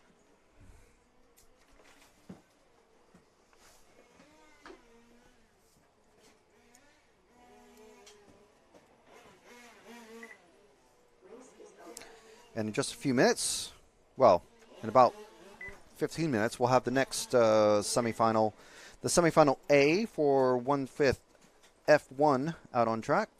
That's going to be Carlos Fabregas, Andy Bloom, Maurizio Borsoni, Corentin Laville, Claudio Alberti, Carol Joan Fabregas. So both of the Fabregas team out there. And Mirko Tinti in the 7th position. So 7 cars each in each of these F1 semifinals. Not a huge field, but the top 4 are going to go into the final. The top 4 from each of the semifinals. 2 semifinals, top 4. That's 4 racers, so 8 bump ups, and they'll be joining Sebastian Marino and Saverio Rosignoli in the final. In their final. And that is going to be another 25-minute race, and that will be at 2 p.m. Central European Time. And then immediately, well, I say immediately, there'll be a short break, and at 3 p.m. Central European Time is the start of the touring car final. And we will have a live show starting very soon. So this stream will end that you're viewing on EFRA, Facebook or YouTube, Red RC, RC Racing TV, and Polestar TV. This stream will end and pick up with a live studio show that you can watch on EFRA, RC Racing TV, and Red RC. That will have some video inserts. We'll have Nick in the studio. He'll be joining us live, and lots of fun. So be sure and take part. So we'll end this one here and take a little break.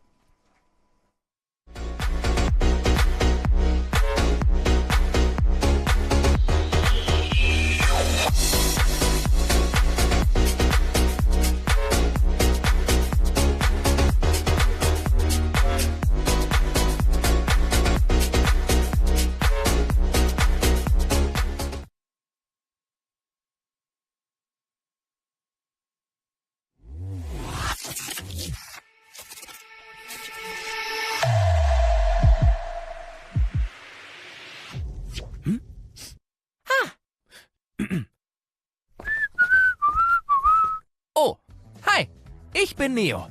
Du suchst ferngesteuerte Modelle? Da bist du hier, genau richtig. RC Fox liefert dir eine mega Auswahl. Ich liebe es, im Dreck zu bashen, auf der Rennstrecke zu performen und Felswände zu erklimmen. Im Wasser bin ich zwar noch kein Pro, aber kurz davor. Wow, was macht mein Flieger da? Unser Chef bestellt Tag für Tag neue Ware. Und wer räumt's ein? Ich. Bei uns bekommt ihr die Produkte hunderter Hersteller, egal ob ihr Profis seid oder absolute Beginner. Karosserien, Farben, elektronisches Equipment, Akkus, Reifen. Hier gibt's einfach alles an Zubehör. Ob der Kunde weiß, dass es über 80 km/h fahren kann? Wenn nicht, ich mach sie mal vor. Wow! Hey Neo, echt jetzt? Sorry, aber hey, Freddy hat gesagt, ich muss Gas geben. Das Paket muss heute noch raus. Wir verschicken jeden Tag hunderte von Paketen, damit ihr schrauben, basteln und Spaß haben könnt.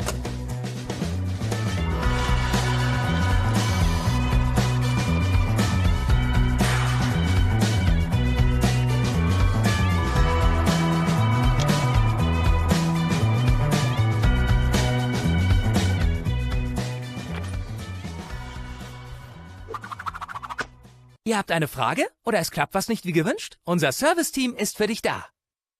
So, jetzt kennt ihr uns. Wir aber euch noch nicht. Also, kommt vorbei. Oder besucht uns online unter www.rcfox.de.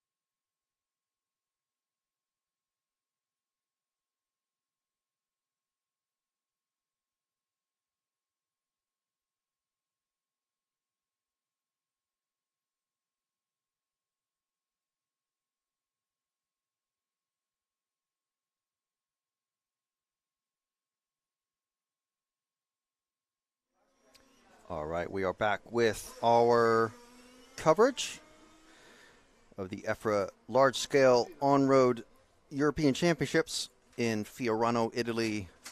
Thank you, everybody, for watching. Whether you're on Pool Start TV, Red RC, RC Racing TV, or EFRA, welcome one and all. Don't forget to share this the stream link with your RC and non-RC friends, because how often do you see Formula One cars of this size racing? Well, I mean, apart from the full-size ones, how often do you see model versions of them this size, I should say, racing around the beautiful Fiorano mini car Autodromo Jody Scheckter, just about a mile or so from the actual Fiorano Ferrari test facility. So we've got the semi-final A of Formula One about to come out.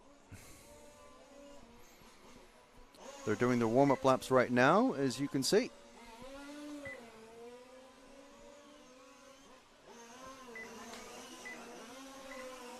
And as soon as they go into the pits, they will we'll play a little montage and follow the formation lap around.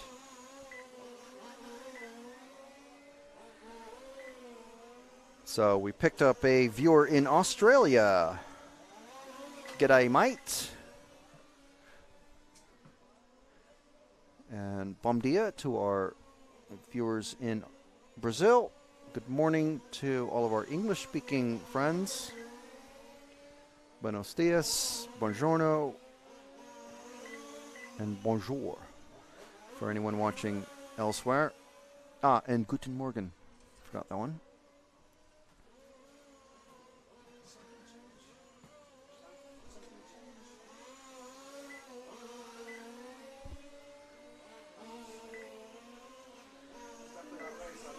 So they're about to come in, I think, now. So we just have a little break just for a second. Oh, sorry.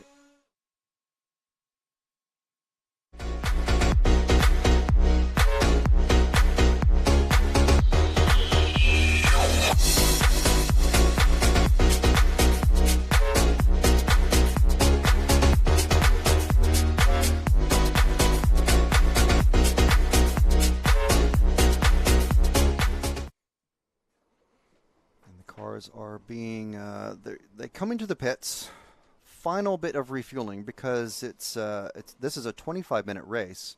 They shouldn't be in danger of running out of fuel, but we have seen it happen.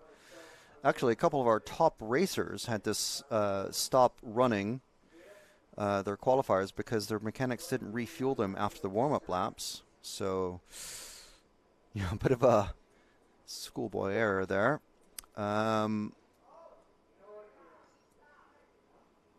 Bit of confusion there. I mean, they've got massive numbers on the cars, so okay, they're out on their formation laps. And for anyone curious, in the shade at the moment, it's 37.7 degrees Celsius. So what these guys are doing, they're doing a formation lap just like Formula One full-size races. They'll drive around, position themselves on the grid. So unlike 10th scale, they don't have officials marching up and down the pit lane. They do make sure that they're in the correct, they're not too far forward in their position. So we're just a few seconds away from starting. 9, 8, 7, 6, 5.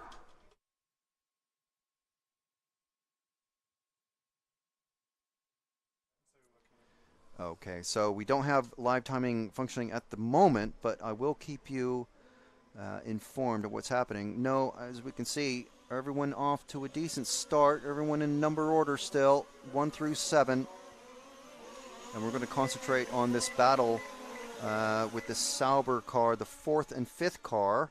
Looks like they're a little close at the moment. Obviously, this is the very start of the race, so anything can happen, as we've seen. One car going into the grass, and we see a pass for second.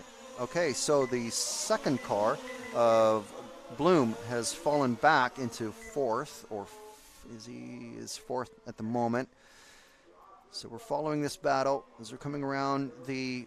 Yes, okay, so the blue and pink car is in 4th at the moment, being chased by the Red Bull car, the yellow-nosed... he's gotten past now, the 6 of Fabregas, Carol Joan Fabregas. We got Carol Carlos Fabregas in the lead.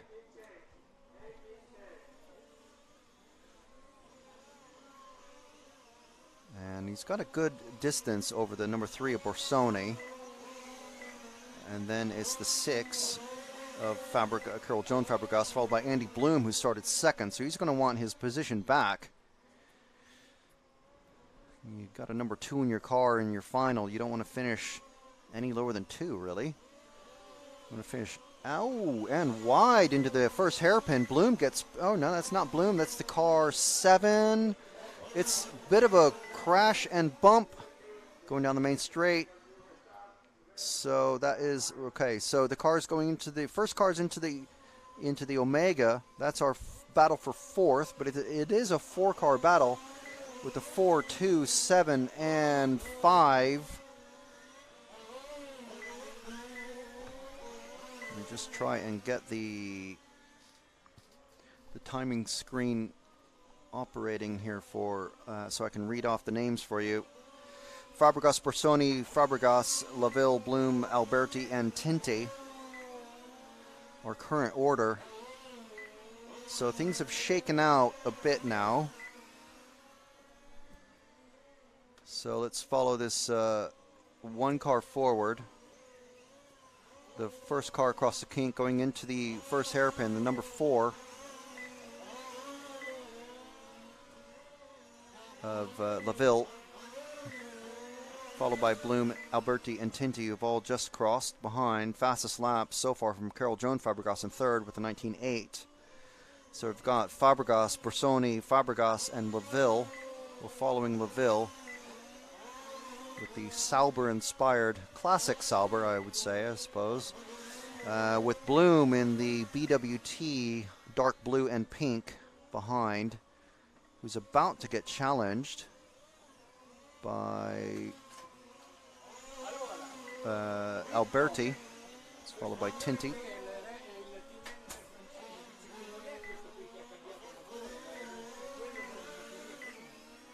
So, getting a bit spread out now.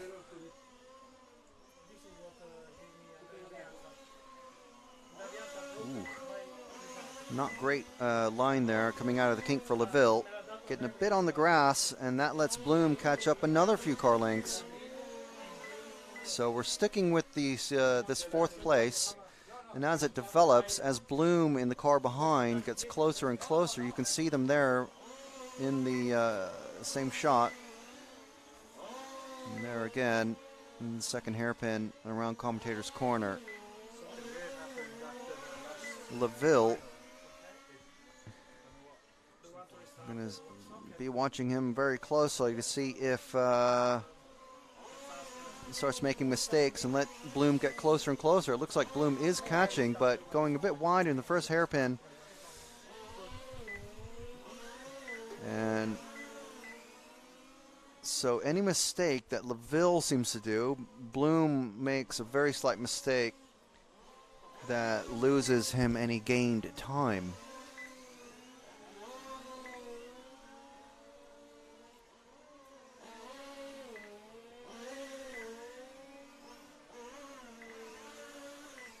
But Bloom does seem to be getting visibly closer. So the gap between them is currently, well, the last time they crossed the line, it was 1.4 seconds. Let's see what it is now. He's definitely gaining. And let's see if the timing loop proves me right. Oh no, he's lost time again now. I was watching the timing screen, so I'm not sure if Bloom went a bit wide on the last corner. Coming across the line again. 8.8 behind the leader and 11.3, so that is 2.7, I think. Very quick mental math.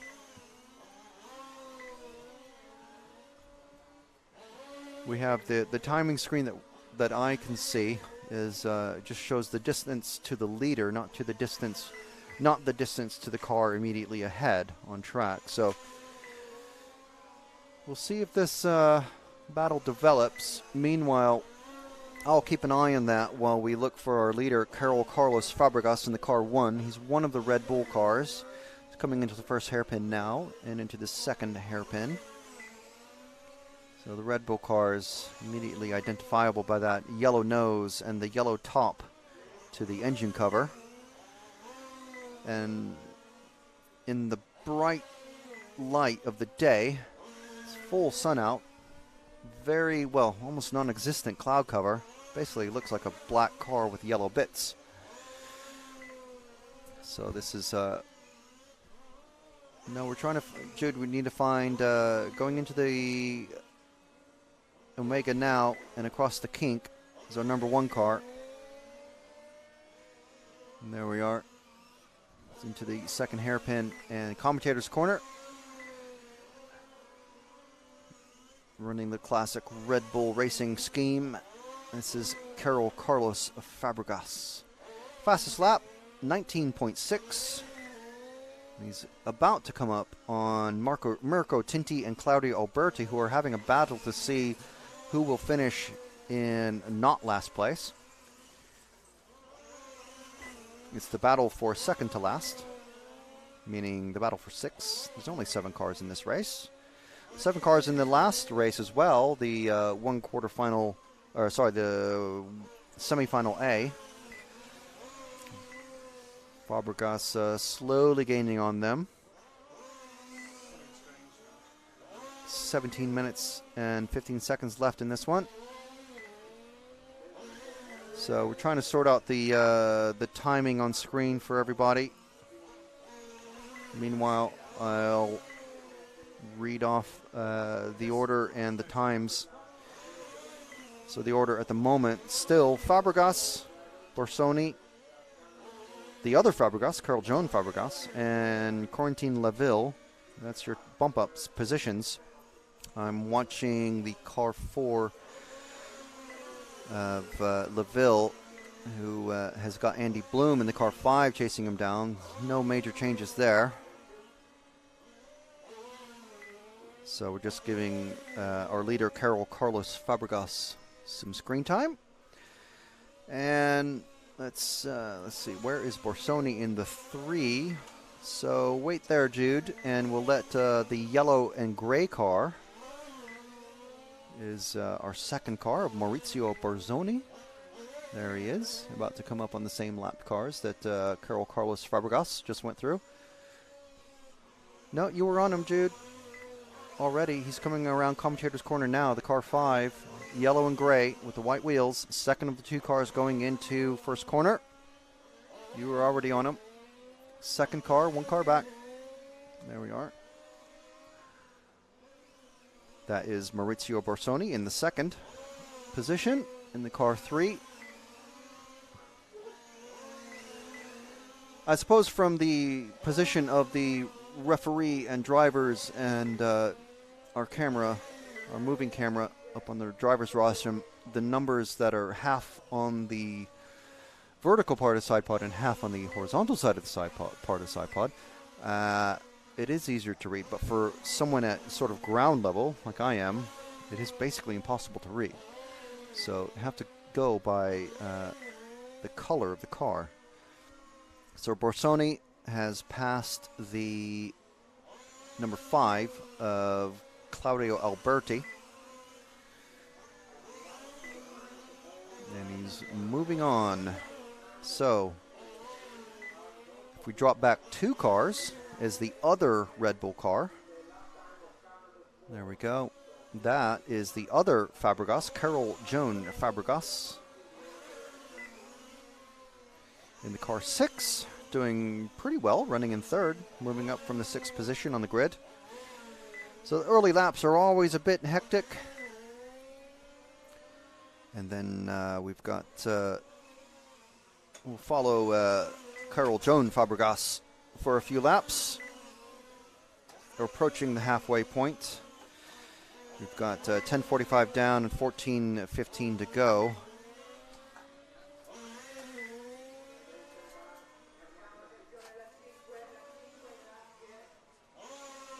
As Carol Joan is passing Claudio Alberti into that second corner. It looks a bit squirmy under braking. So I wonder if his maybe has too much front brake. Now, if you listened to yesterday's stream, and you can feel free to check it out later on today after the finals, we had current world champion Hessel Ross came in the control tower, and he was telling us all about how you can actually change the brake balance of the car as you're driving down the straight or at any other time, which is absolutely amazing. I don't think there's any other class of racing other than large scale that you're able to do that in, because there's at least on the Formula One cars, there's a single servo that controls the front and rear brakes. They're hydraulic disc brakes on all 4 tires, on all 4 wheels. So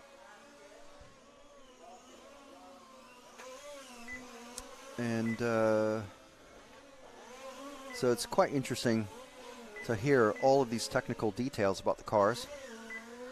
It's one of these cars that I'd love to have, but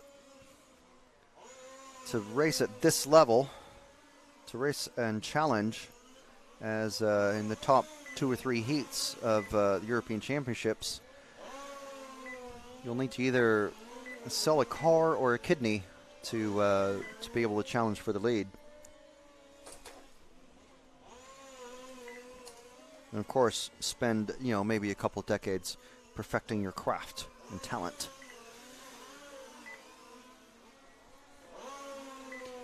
So we've been with Carol Joan Fabregas for several laps now. Let's see if we can find the car 4 of Corentin Leville.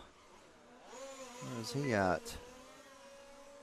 One of these cars coming out of the Karis, the Omega. He's into the first hairpin and the second hairpin. He's just passed the car 5 of Cloudy. Bloom doesn't seem to be making up any time on Leville. He's actually lost several tenths, a couple seconds or more to Leville. He's 3.5 seconds behind now. So still no challenge developing for the 4th and final bump-up position. It's all very spread out. But we're over halfway through the race. It's a 25-minute final. We've got 11 minutes and 10 seconds to go. So anything can happen. There's only 7 racers that started. They're all still running. The touring car finals that we've seen today have had 10 cars in them, so it's a little bit more crowded on the track. Good to see that all the cars are still running. We'd like to see more Formula One cars in the category at the European Championships. More is always better when it comes to RC racing. So we're following Corentin Leville in the 4th position. Still have Carol Carlos Fabregas in 1st, Maurizio Borsoni in 2nd, Carol Joan Fabregas in 3rd, Corentin Leville, who we're on screen with, in the 4th position. Getting a little squirrely coming off the kink. So if we drop back, just hold at the end of the straight, Jude, and wait 2 cars. And the blue and pink car that's coming through the first turn now, that's Andy Bloom from the UK. So, no, sorry, from Austria. Sorry, I saw the U and I got a little bit mixed up there. This is Andy Bloom running, this is this year's Alpine car. And we had last year's Alpine car in replica car in the previous final. So Andy Bloom trying to make up some ground. Probably has been told by his mechanic, you know, you're losing space, but just keep going at the pace you're going. Actually, I tell a lie. Probably hasn't been told that, because I've talked to a couple of the top racers, and they actually don't like to have too much or very much communication with their mechanics. It just distracts them. So when you hear things like, "Leave me alone, I know what I'm doing," very famous quote from Kimi Räikkönen, or, you know, "Just let me drive, man," from Lewis Hamilton. That's pretty much the same with these guys. But I had an interesting chat earlier with Dario Vaselli. I think he's a top MCD racer in touring car. He was saying he actually is able to glance up at the massive timing screen that's to the left of our shot. And you can actually see where you're at. And maybe even the gap that you've got to the racers ahead and behind. So and he does ask his dad, who is his mechanic, what you know, how things are going sometimes. But not a lot of actual radio communication. Although the mechanic does act as a spotter, so if there's a crashed car at the end of the straight or coming into the hairpins, which we are right now, as Andy looking to put a lap on Claudio Alberti. That took a very long time for him to actually get in range. This race is very, very spread out, so we're going to be able to show Mirko Tinti in the 7 car. Where is he at? He's the white and yellow car. If we go to the second hairpin, we can pick up Mirko coming around commentator's corner now. Most of the cars, the top 5 cars, all in the same lap. Carlos Fabregas has already lapped Claudio Alberti and Mirko, who we're following now. So very spread out. There's 7 minutes left in this one.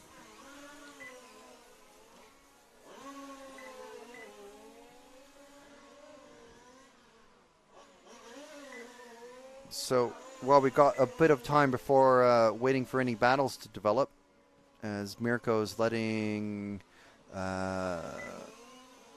who's that? 3rd place and 4th place pass. I think we do. No, we don't. No, it is a battle. 3rd and 4th are together on track, but they're not trying to get past each other too much. But if we go, Jude, if we go to commentator's corner, the 2 cars next over it and going down the main straight now, that's 3rd, and that's 4th. So they are together on track, and we'll see if this gets interesting here, because we've got Carol Joan Fabregas and Corentin Laville, 3rd and 4th. It's on screen now.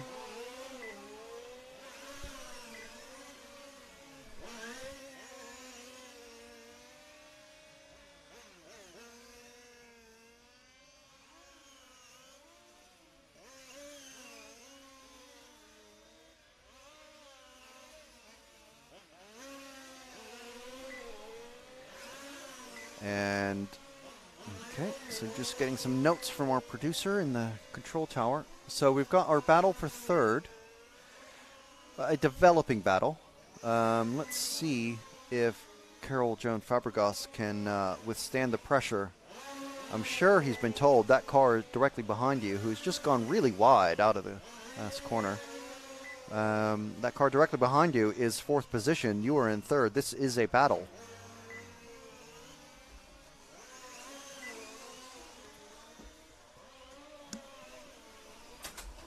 Oh, and a flip from Fabregas.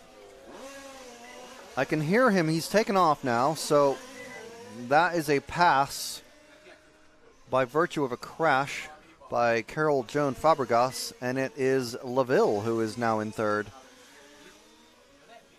Now in the semifinals, which is what this is, 4 cars bump up. So Fabregas still okay to bump up. I'm just going to see if let's go to the end of the yellow and dark colored car, followed by the blue and pink car in the Omega. I believe that's our battle for 4th now. No, it's not. That's our leader, followed by Andy Bloom. But the blue and pink car is our 5th place car. 4 minutes remaining in this one. Okay, so let's see who we're following. We've got Andy Bloom is the main car that we're following, the blue and pink. Just ahead of him is the leader, Carlos Fabregas, and ahead of him is Carol Joan Fabregas. So let's move up 2 cars, Jude, to the first hairpin. There we go.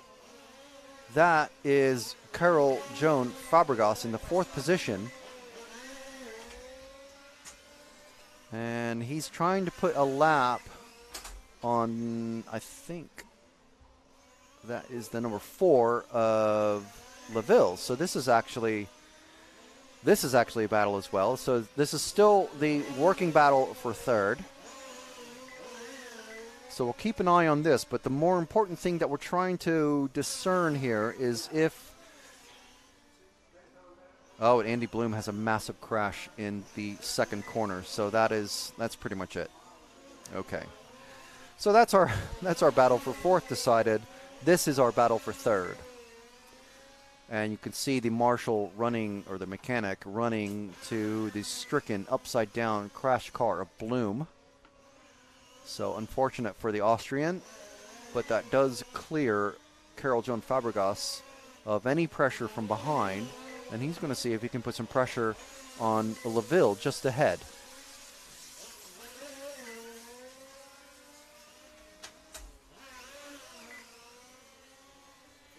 And we've got 2¼ minutes left in this one. Oh, looks like a mistake there from Fabregas, I believe. No, sorry, a mistake from LaVille that I missed while trying to check out the timing for you guys. I do apologize for the lack of live timing at the moment. We are working very hard to sort that out behind the scenes. Some very clever people, cleverer than me, are working on that. 1:45 left now. We've got Carlos Fabregas, Maurizio Barsoni in 2nd, Carol Joan Fabregas back into 3rd, and Corentin LaVille in 4th. Andy Bloom is a lap down from LaVille.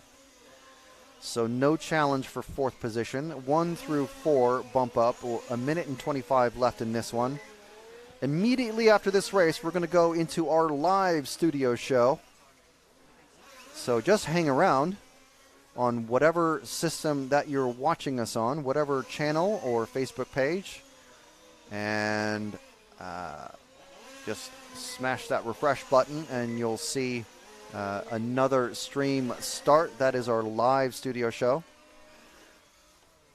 And we're following... We've got less than a minute left.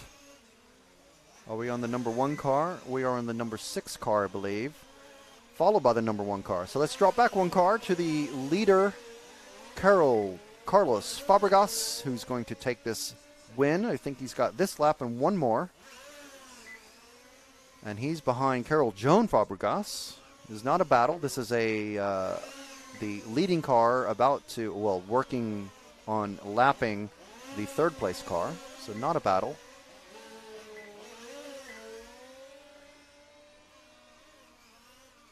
A 25-minute race and 15 seconds left. 10 seconds left now. And drivers are being told that as well. 5 seconds. And time has expired.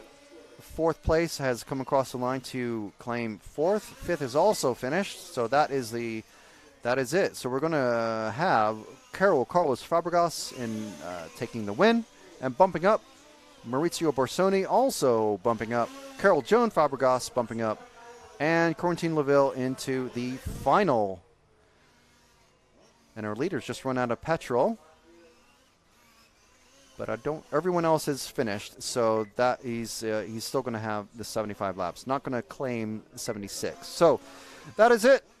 We will be back with the live show. We're going to end the stream right now, and we'll be back very shortly.